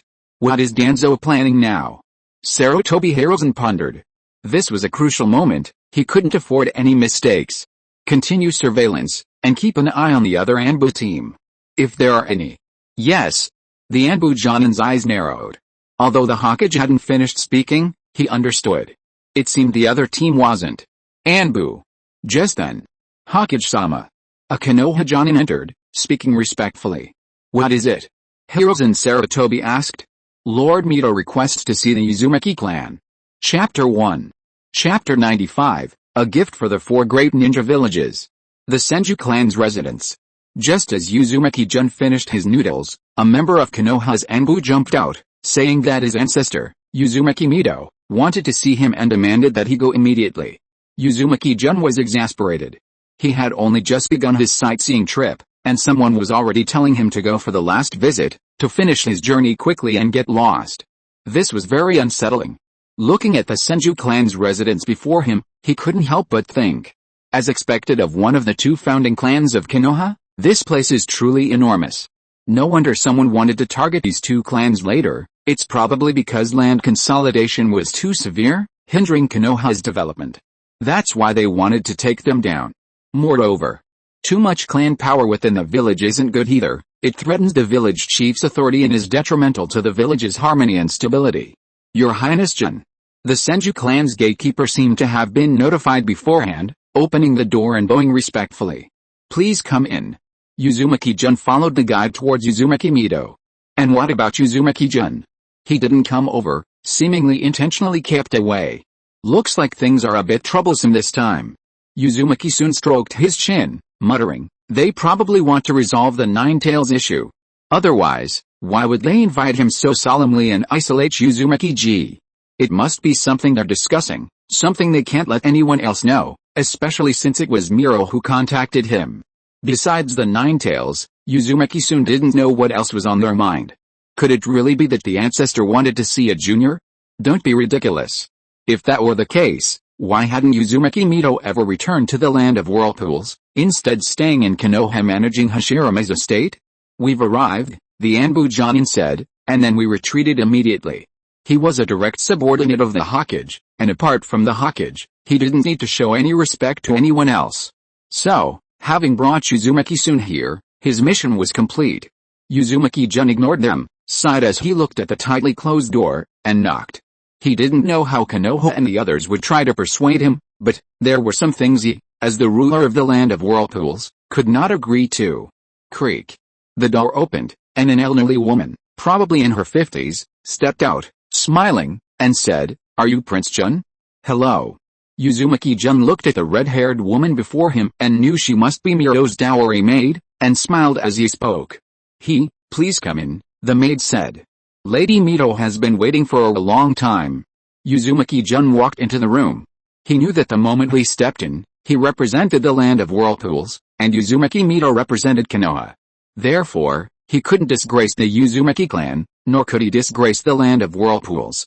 Perhaps Uzumaki Mito still cared for the Uzumaki clan, but when she ignored the threat of their extinction and acquiesced to Konoha's lack of support, Uzumaki-jun knew that Uzumaki Mito was no longer a member of the Uzumaki clan. The Uzumaki clan and the Land of Whirlpools could only regard him as a friend with the surname Uzumaki. You've arrived? Uzumaki Mito sat upright on the boat, a smile on her face as she looked at Uzumaki-jun, the current leader of the Uzumaki clan. Greetings, Grandma Mito. Uzumaki-jun returned the smile. Good. Good. Upon hearing Uzumaki-jun's words, Uzumaki Mito narrowed her eyes, seemingly pleased, and said with a smile, "Child, come and sit down." Uzumaki-jun walked directly to the table in front of Uzumaki Mito, looking at her with a smile. He showed no fear in the face of someone hailed as the strongest in the ninja world. After all, he was a man with a system. The land of whirlpools. Uzumaki Miro paused for a moment, then sighed and said, "How are things now?" She knew that when she agreed to become a Jinchuriki and successfully did so, she had already thrust the Uzumaki clan into the whirlpool. No one, or rather, no ninja village, wouldn't covet such immense power. But, she hadn't gone to support the land of whirlpools. This was something she felt guilty about. The Uzumaki clan hadn't wronged Konoha, but Konoha had wronged the Uzumaki clan. "Everything is fine," said Uzumaki-jun. "Reconstruction began after the war, and it should recover in a while." "That's good." Hearing Uzumaki-jun's words, Uzumaki Mito breathed a sigh of relief, her guilt lessening somewhat. Looking at the 7-year-old boy before her, she was filled with emotion. So young. Never before had such a young powerhouse appeared in the ninja world, not even Hashirama at this age. But, or rather, Uzumaki Miro stared at Uzumaki-jun, speaking seriously, "Does the Uzumaki clan still hate Konoha?" "Hate? Of course they hate." A large portion of the Uzumaki clan wanted to destroy Konoha, but Uzumaki-jun certainly didn't dare say it directly. Otherwise, believe it or not, the moment he said it, someone would be plotting against the land of whirlpools. For example, a certain kind-hearted Ming, and a certain scapegoaton. So, a conflicted look appeared on Uzumaki-sun's face. He sighed inwardly and said, "It's not hatred, Konoha was doing it for the peace of the ninja world. Anyway, regardless of whether it was right or wrong, as long as it was for peace, it was right." Uzumaki Miro shook her head with a smile. She could tell that Uzumaki-sun still harbored resentment towards Konoha, but he was just a child. It wasn't serious, as long as it wasn't hatred. Time would heal the wounds in a person's heart, especially the resentment of a 7-year-old. Although she didn't know why a child had become a cage-level ninja at 7, he was still just a child. This time, Konoha wronged the land of whirlpools. Uzumaki Miro shook her head, saying helplessly, "But at that time, Konoha couldn't easily intervene." Peace. Hard-won. Hearing Uzumaki Miro's words, Uzumaki-sun was speechless. So, for the sake of peace, Konoha couldn't intervene and planned to give the land of whirlpools away to the 4 ninja villages as a gift to celebrate peace after the war? This is utterly shameless. But Uzumaki-jun didn't say anything, remaining silent, because he really didn't know how to broach the subject. They'd already done it, what could he do? But the Senju clan still sent reinforcements, albeit a small number, Uzumaki Mito said. "But that's all I could do." Sure enough, Uzumaki-jun had guessed that the Senju clan's willingness to go to the land of whirlpools meant someone had tacitly approved it, and it was someone from the Senju clan's higher-ups. It seemed that Uzumaki Miro already knew the Senju clan would disobey the Hokage's orders to support the land of whirlpools, but while she might not have explicitly agreed, she implicitly approved. Otherwise, the Senju clan wouldn't have sent so many jonin to the border to observe. How could they send so many Senju ninja to carry out a dirty trick? Only someone from Root, or a close confidant of the Hokage, could do such a thing. So hearing Uzumaki Mito's arrangement made Uzumaki-jun feel a little better, at least she hadn't completely disregarded the Uzumaki clan. "But do you know why I'm looking for you this time? Here comes the important business." Chapter 2. If you are listening to this novel on a channel other than Fanfic World, it means it was downloaded and re-uploaded without effort. We warmly invite you to visit our channel, Fanfic World. There you will find the original version of this story and many other novels of various genres. We look forward to seeing you dive into a world of incredible novels. Chapter 96. The Uzumaki clan will never become Jinchuriki. "I'm old," Mito Uzumaki sighed. "But sealed within me is Alice. It's not accepted by the world. Everyone fears it, dreads it, but isn't it the same?" Mito looked at Jun Uzumaki, a smile on her face. "It's actually very lonely. No one accepts it, no one understands it. Now I need to find it a new place, a place that can accept and understand it." So, Mito didn't finish her sentence, but looked at him with a smile. Now, in the land of whirlpools, she could no longer control anything concerning the Uzumaki clan. After hearing Mito's words, Jun Uzumaki fell silent. What Jun Uzumaki really wanted to say was, although the Uzumaki clan wanted to accept Kirima, could they perhaps allow him to bring the Jinchuriki back to the country? Uzumaki Jun knew that if he spoke, Hiruzen Sarutobi would dare to attack. However, he refused to allow the Uzumaki clan to become Jinchuriki for someone else. The best course of action now was to distance Jinchuriki from the Uzumaki clan, otherwise, the Uzumaki clan would never have peace. This was why he had the elders modify the sealing techniques, to give other ninja villages hope. To make them understand that becoming a Jinchuriki didn't necessarily require the Uzumaki clan, other clans, even ordinary people, could do it, but their methods were wrong. Therefore, I'm sorry. Uzumaki Jun paused for a moment, then said, the Uzumaki clan will absolutely not become Jinchuriki. Currently, there wasn't a single example of an ordinary person successfully becoming a Jinchuriki. If the Uzumaki clan helped Konoha at this time, the other 4 great ninja villages and 1 small village would definitely be unhappy, thinking the Uzumaki clan was deceiving them. Then it would probably be the 5 ninja villages annihilating the Uzumaki clan, and, would Konoha care? So, they wanted the land of whirlpools to provide Jinchuriki for Konoha for free? Stop joking, okay. Hearing Uzumaki Jun's refusal, Uzumaki Mito sighed. She knew this would happen, but she hadn't expected such a direct rejection. Uzumaki Miro paused for a moment, then asked helplessly, what if Konoha and the land of whirlpools really? Forget about that. A reliance. As long as the 4 high-ranking officials of Konoha hadn't changed, Uzumaki Jun wouldn't dare have any close ties with him. These people were either shameless or ruthless, willing to betray their own people without hesitation. Let alone outsiders like the land of whirlpools. Who knows, the land of whirlpools might be betrayed without them even knowing it. Therefore, Uzumaki Jun remained silent. Seeing Sun's expression, Mito Uzumaki shook her head with a wry smile. It seemed he no longer trusted Konoha, but there was nothing she could do. Konoha had even disregarded the agreement left by Hashirama, let alone. If it were the land of whirlpools back then, perhaps Konoha could have used the land of whirlpools allies to seize everything from them. But now that the land of whirlpools was safe, Konoha couldn't openly attack. However, if both Konoha and the land of whirlpools, Mito Uzumaki felt a headache coming on, but she was helpless. Since Hiruzen Sarutobi became Hokage, she had stayed here, no longer interfering in any of Konoha's policies, so, she had long been marginalized. She estimated that apart from the Senju clan, everyone else had almost forgotten about her. Sigh.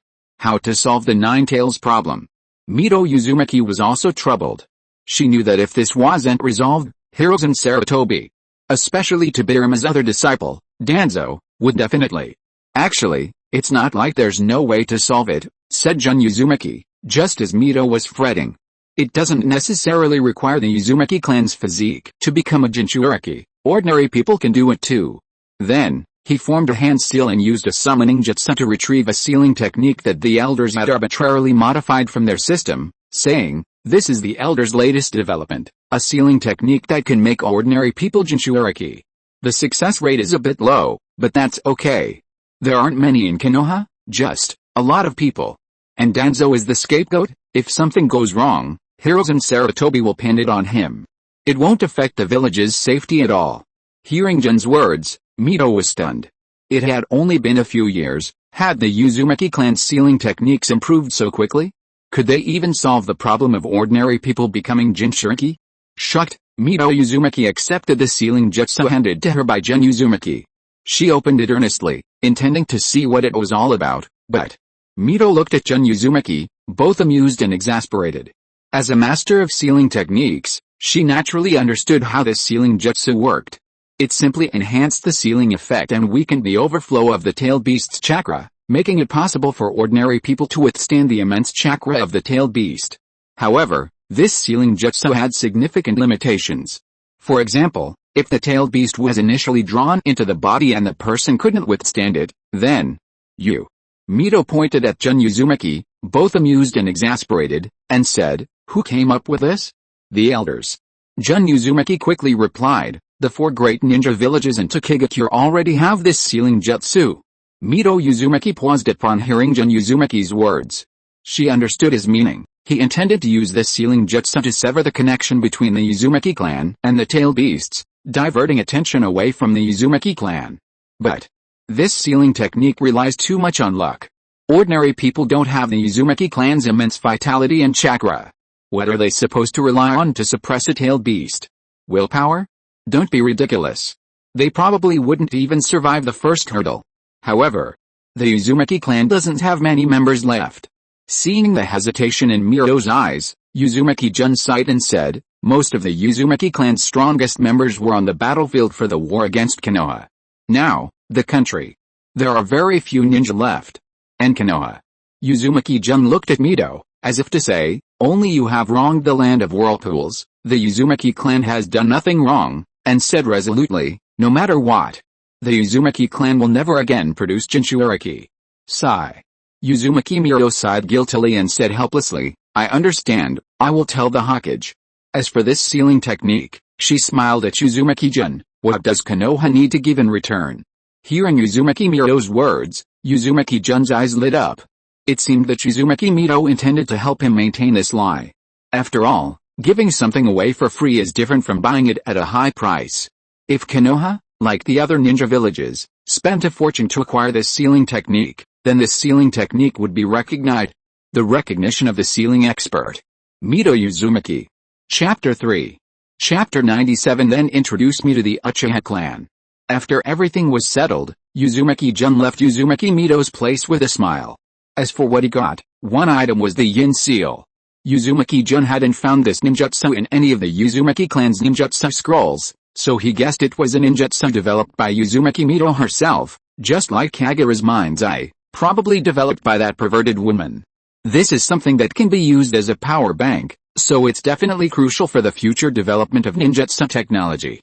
Of course, another reason is that exchanging things with Uzumaki Mito, instead of directly asking, signifies that the land of whirlpools and Uzumaki Mito are no longer so close, indicating that Uzumaki Mito is on Konoha's side and hasn't harmed Konoha's interests. The other ninjutsu is the telescope technique developed by Sarutobi Hirozen for spying, cough cough, for patrolling the village. This is definitely a wireless surveillance camera. With some modifications, it could probably be used as city surveillance. After escorting Uzumaki-jun out of Mito Uzumaki's courtyard, the maid left because the Senju clan had wanted to see him. Uzumaki-jun narrowed his eyes and followed the Senju clan ninja. He guessed the Senju clan wanted to discuss immigration with him, but the Senju clan wouldn't immigrate so easily.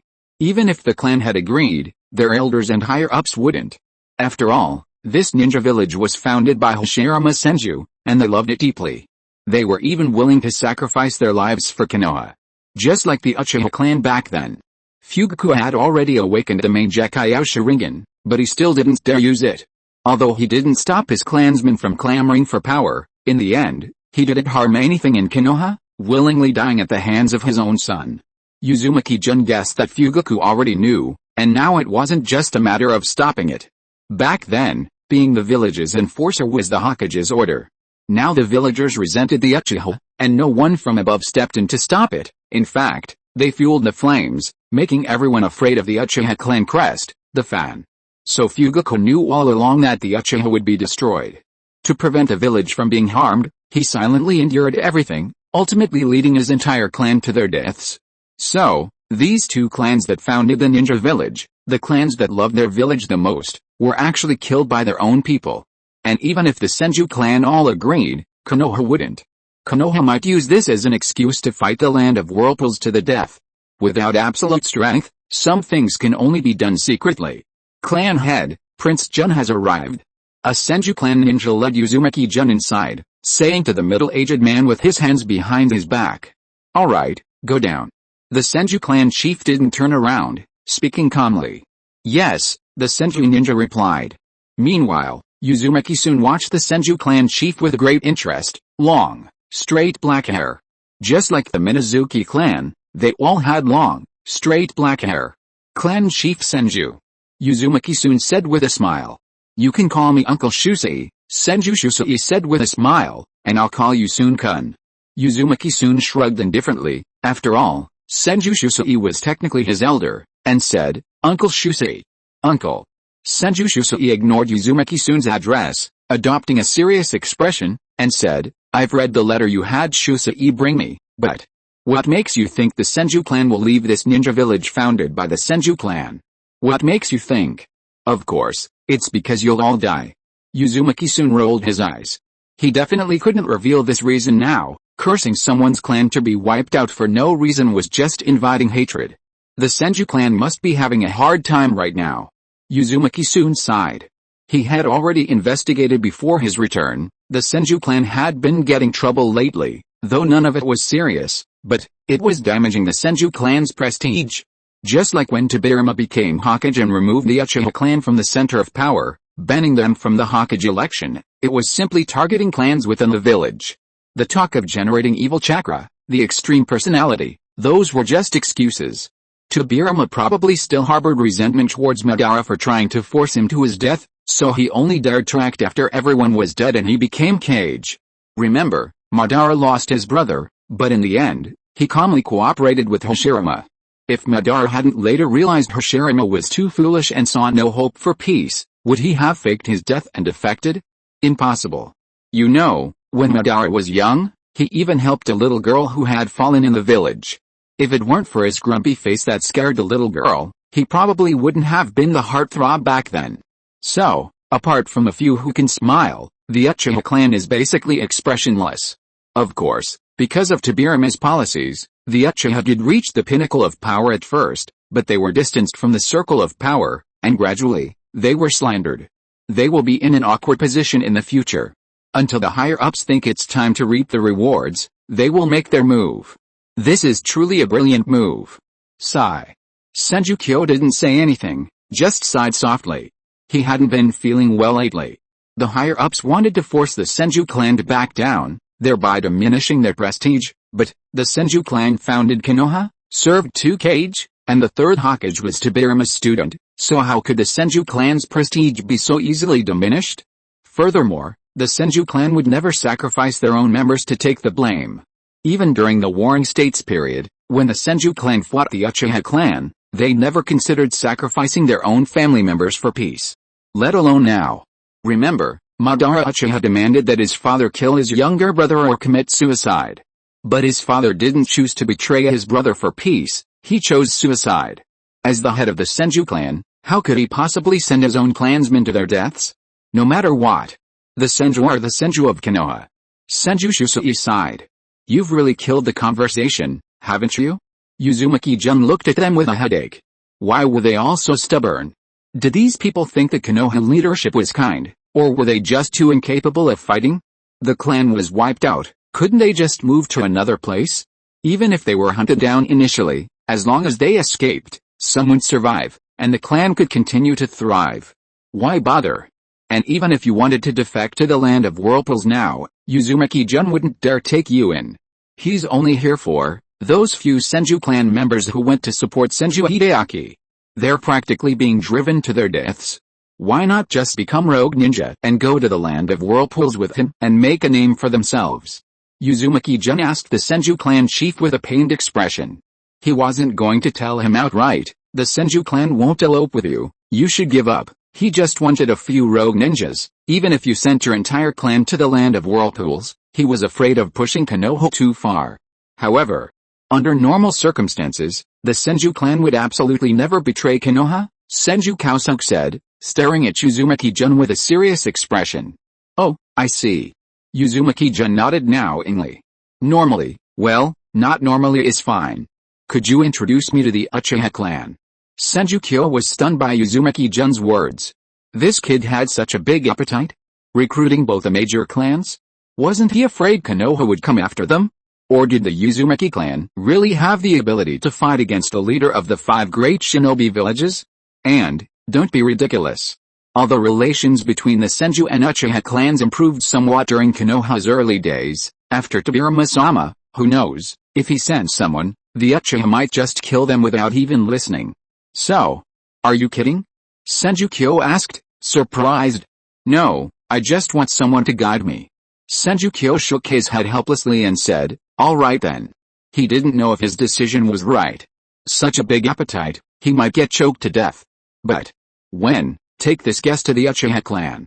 Thank you, Uncle Shusei. Uzumaki-jun stood up with a smile and said, I'll go get him now. Senju Shusei watched Uzumaki-jun leave helplessly, muttering, that brat. He glanced down at the spot where Jun had just been sitting and saw a black ring peeking out from under the cushion, a kunai. He's not as stupid as a 7-year-old. Chapter 1. Chapter 98. Don't neglect your child's education. Regarding the Senju clan leader's cunning scheme, ignoring the fact that the Land of Whirlpools only wanted to recruit a few rogue ninjas and planned to eventually bring the entire Senju clan to the Land of Whirlpools, Uzumaki Jun approved. Anyway, the Senju clan would probably find a way to safely send people to the Land of Whirlpools without Konoha noticing. After all, they probably didn't want to clash with Konoha. They still loved Konoha. Uzumaki Jun followed Senjuaya, slowly walking towards the Uchiha clan's location. As for Uzumaki Kai, he wasn't worried. If there was danger, Kai would directly activate the Flying Thunder God technique seal. And as long as the Uzumaki clan hadn't done anything wrong, and Uzumaki Mito was still alive, Sarutobi Hiruzen probably wouldn't have the audacity to order the killing of Uzumaki clan members. But, what about the Uchiha clan? He had no idea. Because the Uzumaki clan and the Uchiha clan had absolutely no connection. Your Highness. Senjuaya said respectfully, the Uchiha clan's encampment is just ahead. I'll retreat now. Uzumaki soon waved his hand casually, indicating that he understood. At this crucial moment, it was best for the Senju clan not to appear in the Uchiha clan's territory. Otherwise, who knew what the higher-ups would think? The Senju clan suddenly meeting with the Uchiha clan with members of the Uzumaki clan. These two founding clans of the ninja village are up to something big. Could it be that the Senju clan is dissatisfied with the Hokage's suppression and is planning a coup? Rumors will probably spread throughout the village. But Uzumaki soon looked at the forest in confusion. He had walked for so long, why hadn't he reached the Uchiha clan's territory yet? The Senju clan must be too afraid. So, Uzumaki soon looked around speechlessly. Where was he? Should he use the Flying Thunder God technique to return to the Senju clan, grab that bastard, and lead the way again? Just as Uzumaki Jun was deep in thought, suddenly, a commotion arose in the forest. Hokage-sama. The Anbu Jonin looked at Hiruzen Sarutobi, who was smoking a pipe, and said respectfully, Uzumaki Jun is still wandering around Konoha, not doing anything, but after leaving Miro-sama, Uzumaki Jun was invited to meet with the Senju clan head, but the reason is still unclear. Hearing the Anbu's words, Hiruzen Sarutobi frowned and muttered, what does the Senju clan want to do? Because it is the family of Hashirama-sama and Tobirama-sama, the Anbu dared not act recklessly, and Mito-sama is still alive. Who would dare to easily attack the Senju clan? But I wonder how the talks with Miro-sama went? Hiruzen Sarutobi said thoughtfully, what are you going to the Uchiha clan for? A little girl from the Uchiha clan frowned at Uzumaki Jun, asking curiously. The Uchiha clan's reputation in the village was already strained due to their long-standing uncivilized enforcement of laws against street vendors, plus some unintelligible words. To talk about the future, Uzumaki Jun said wistfully. Could this little girl see that he wasn't from Konoha? Although he wasn't wearing the Uzumaki clan headband, his clothes bore the Uzumaki clan crest. And he didn't have a little mouth or tail. To talk about the future, the little girl asked doubtfully, but the clan head definitely won't see you. How could the clan head possibly see a little boy who was only about her age? The clan head was very busy. It's alright. Just consider it a visit to the two founding ninja villages of Konoha. Uzumaki soon casually shrugged. He knew that the Uchiha clan, with their stoic and handsome faces, wouldn't casually see a 7-year-old child, but he wasn't an ordinary child.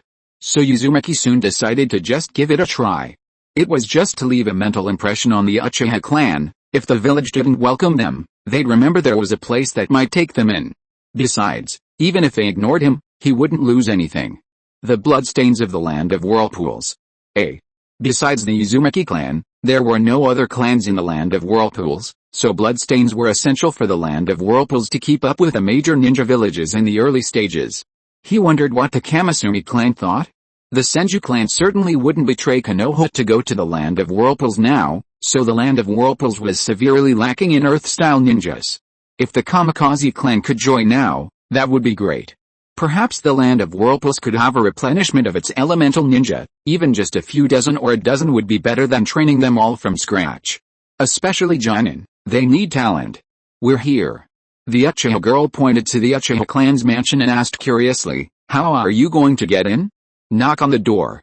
Uzumaki soon looked at the girl in surprise and said, don't we need to knock? Is it that easy to get into the Uchiha clan? The girl looked at Uzumaki-san speechlessly. She thought there was an appointment. It turned out she was just trying her luck? Fine, I'll take you in, the girl said helplessly. But as for whether we'll be able to see the clan head, it's okay, as long as we get in, Uzumaki-san said with a smile. He could worry about the rest later. Even if he just wandered around inside, he should be able to run into the Uchiha clan head. Oh, right, I haven't asked your name yet, Uzumaki-san inquired, rarely seeing such a helpful Uchiha. Uchiha Mikado, the little girl said. What's your name? Uzumaki-san didn't hear her next sentence, because Uchiha Mikado, the mother of another chosen one, a poor soul destined to die at the hands of her own eldest son. You know, although Itachi was praised for possessing the mindset of a kage at such a young age. But how did he get that title? It came from killing his entire clan, regardless of age or gender. The village chief of Konoha is truly a pervert. Making someone kill their entire clan, and then secretly praising them for possessing the mindset of a kage for the sake of the village. Sigh. Don't neglect children's moral education in the future. Uzumaki-san sighed and patted Uchiha Mikado's shoulder, saying, while strength is very important for ninjas, moral education is also indispensable. Perhaps he could consult Hiruzen Sarutobi, and see how well he raised another chosen one. You. Uchiha Mikado blushed and said, what child? She's still a child. No, don't misunderstand. Uzumaki-jun said helplessly, I'm talking about the future, so there won't be any unfilial children. What's it to you? Uchiha Mikado lowered her head. Suddenly, a boy was talking to her about future children. She was still very shy, and they had only just met. Wasn't it too fast? Uzumaki-jun looked at Uchiha Mikado, who was walking faster and faster in front of him, and asked in confusion, why are you walking so fast? So, Uzumaki-jun looked at the Uchiha mansion. She brought him in and then left with a blush? What did that mean? Never mind, I'll just walk around by myself. Uzumaki-jun sighed helplessly. Where should he go now? Or, should he just go to whichever house or courtyard is the biggest? Chapter 2. Chapter 99. The Uchiha Kune thrower is unrivaled. So, where's this place? Uzumaki-san stared blankly at the small lake before him. Such a large clan, yet he hadn't encountered a single person? What was going on? Was the Uchiha clan all in seclusion for training? And, that little girl was truly rude. She brought a guest home and then simply disappeared? However, Uzumaki-san was unaware that the girl was currently filled with regret. She forgot to ask the little boy's name. Wait, no, it should be, the little boy had gotten lost. He's so old, wouldn't he have caught up? Uchiha Mikado's face showed a hint of distress. What would happen if the clan had found out she had brought someone in without permission? She would definitely be punished. But, where did he go? Who are you? Just as Uzumaki-san was about to go back to the gate to ask the guards, a voice suddenly came from behind him. Uzumaki-san's heart was filled with emotion. Finally, someone appeared. Turning around, he saw a handsome young man, also around 10 years old, frowning, but with a somewhat expressionless face. Oh, hello. Uzumaki-san quickly said, it's always good to be polite when visiting someone's home. Who are you? The Uchiha boy asked, frowning. A 7-year-old child? Did he suddenly get lost and wander in? What were the gatekeepers doing? Did they notice him? And, a vortex-shaped clan crest. Does Konoha even have this clan? Uzumaki-san thought for a moment and said, someone brought me in. Someone else? Could it be a friend of that kid from the clan? But, which person? The Uchiha boy asked, still expressionless. How could he bring a friend to play at his house and then disappear? He didn't remember the Uchiha being such ill-mannered people. Sigh. Uzumaki-san sighed helplessly, saying, that's not the point is I'm lost. The Uchiha boy's forehead creased with annoyance. I could tell you were lost too. The Uchiha compound is so big, how could someone unfamiliar with it not get lost? That's why I asked who brought you here, intending to take you there. Who let you in? The Uchiha boy asked impatiently, frowning. Having said that, Uzumaki-san dared not reveal Uchiha Mikado's identity. What if she was punished? After all, she brought him in, he should be grateful. What do you want? Uzumaki-san asked warily. Are the Uchiha people really this withdrawn? Don't they welcome outsiders? To take you there, the Uchiha boy said expressionlessly. Oh, so that's how it is. It seems I misunderstood. Although the Uchiha clan may have grumpy faces and expressionless expressions, they are still quite hospitable. No need for that, Uzumaki soon said with a smile. I'd like to see your clan leader. Could you please announce my arrival? It was rare to run into someone like this, if not now, when? What do you want to see the clan leader about? The Uchiha boy asked, frowning. Suddenly, a little boy appeared and demanded to see the clan leader. Could it be that someone in the clan had overturned his parents' business and arrested them, and he was here to plead for them? What are your parents' names? Huh? Uzumaki-sun was completely bewildered by the Uchiha boy's question. Did he have to ask about someone's parents to see the Uchiha clan leader? This wasn't a blind date. Never mind. Seeing Uzumaki-sun's confused expression, the Uchiha boy sighed. Tell me your name. It seemed this child was a commoner, actually afraid of being asked about his parents' names. This wasn't a parent-teacher conference. So, what did this mean? Uzumaki-sun looked at the expressionless Uchiha boy with utter confusion. After asking about his parents' names, he was now asking about his name? And you? Uzumaki-jun asked warily. Could this expressionless man be? The expressionless Uchiha man, a black line appearing on his forehead, looked at the brat in front of him, and finally, Uchiha Fugaku, the expressionless Uchiha man said impatiently. Uzumaki-jun was stunned. What did he just say? What did you say? Uchiha Fugaku. Seeing the child's stunned expression, Uchiha Fugaku nodded in satisfaction. It seemed this child had heard of his young clan leader. The Uchiha name was still quite famous in Konoha. Sure enough. What day is it today? How did I run into Sasuke's parents? Brother. Uzumaki-sun sighed. You need to care more about the children in the future. Don't push them too hard with ninja education, and focus more on their moral education. From a young age, you need to cultivate their outlook on life, values, and worldview, otherwise, once they reach adolescence, problems are likely to arise. Uchiha Fugaku's forehead creased with annoyance. Looking at the child in front of him, who was utterly incomprehensible, he couldn't understand a word and said impatiently, What's your name? Uzumaki-sun. Uzumaki-sun said helplessly, Don't disbelieve what I just said, or what if a family tragedy occurs? Remember the infamous case of the imprisoned mother that shocked the ninja world? The victim hasn't been released yet. Uzumaki, from the Uzumaki Clan. Uchiha Fugaku immediately looked at the little boy with suspicion. He wasn't wearing a Konoha headband, but on his body, a vortex-shaped clan crest. As expected, they're from the Uzumaki Clan, but what does the Uzumaki Clan want here? Fugaku Uchiha warily stared at the 7-year-old child before him, glancing around to make sure no one was nearby before lowering his guard. It seemed only the 7-year-old child was there. I already said I came to see your clan leader. Oh, now your father, to talk about the future. Uzumaki-jun said helplessly. But seeing you now is the same. He figured the Uchiha clan wouldn't follow him to the land of whirlpools anyway, and even if they dared, Uzumaki-jun wouldn't. Here, take this. Uzumaki-jun pulled out a pre-prepared recruitment letter, bound with kunai, and tossed it over, saying, You can see for yourself. And, seeing a handful of kunai thrown at him, the Uchiha immediately and warily drew his own, directly. Clang. Uzumaki-jun's kunai was ejected, and then, stuck into, the artificial hill by the small lake. Uchiha Fuayu took 2 steps back, staring intently at the child in front of him. This kid actually threw kunai at a member of the Uchiha clan. Did he know the Uchiha clan was unparalleled in kunai throwing? Just as he was about to show him what true kunai throwing was all about. Uzumaki-jun watched speechlessly as his kunai was launched away. Was he really that scared? It seemed the Uchiha clan felt insecure due to the long-term oppression from Konoha. He said helplessly, Draw it yourself and see. I'm leaving now. Then. Space-time Ninjutsu. Uchiha Fuayu's kunai stopped abruptly, staring in shock at the spot where Uzumaki-jun had disappeared.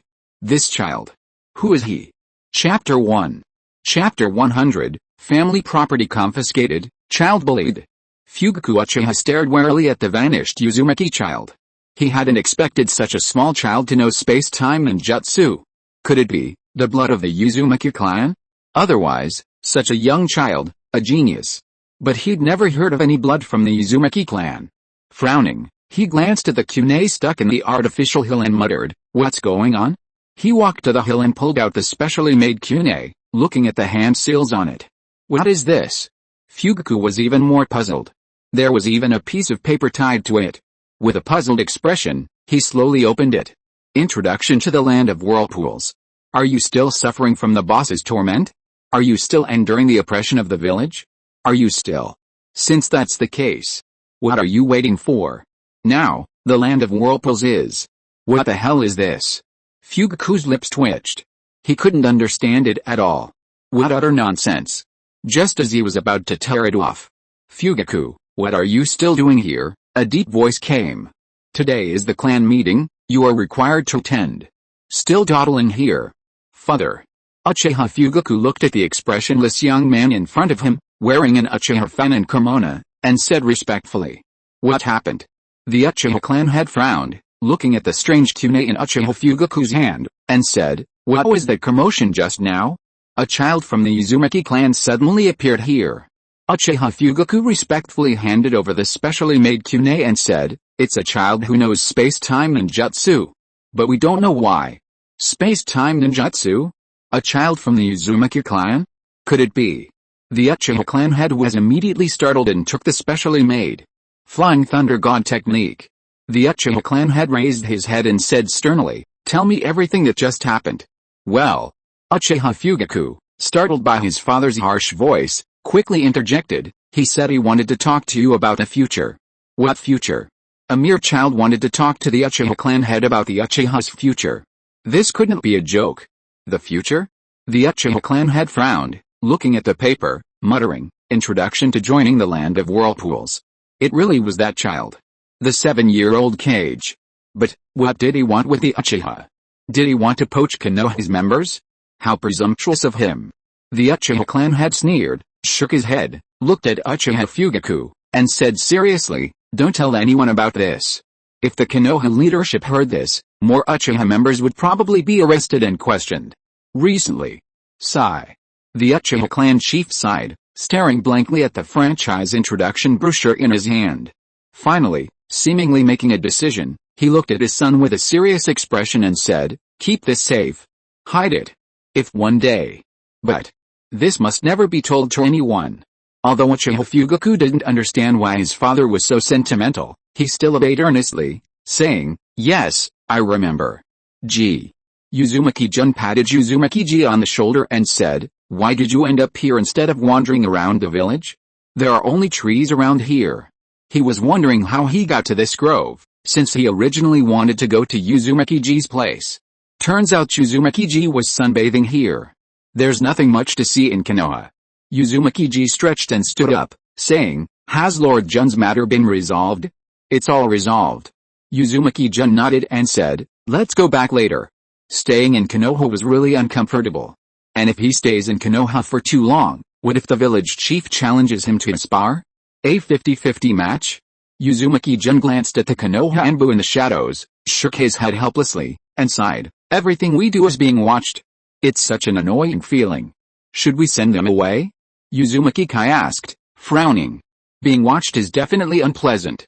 Forget it, let's not cause trouble. Uzumaki-jun shook his head and said, we're leaving soon anyway. Okay. Uzumaki-kai nodded helplessly.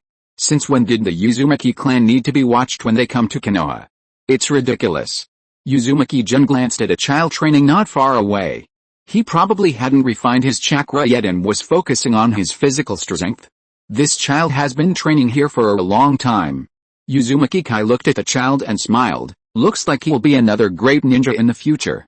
In any case, a serious child will always be recognized. Uzumaki soon nodded and said, indeed.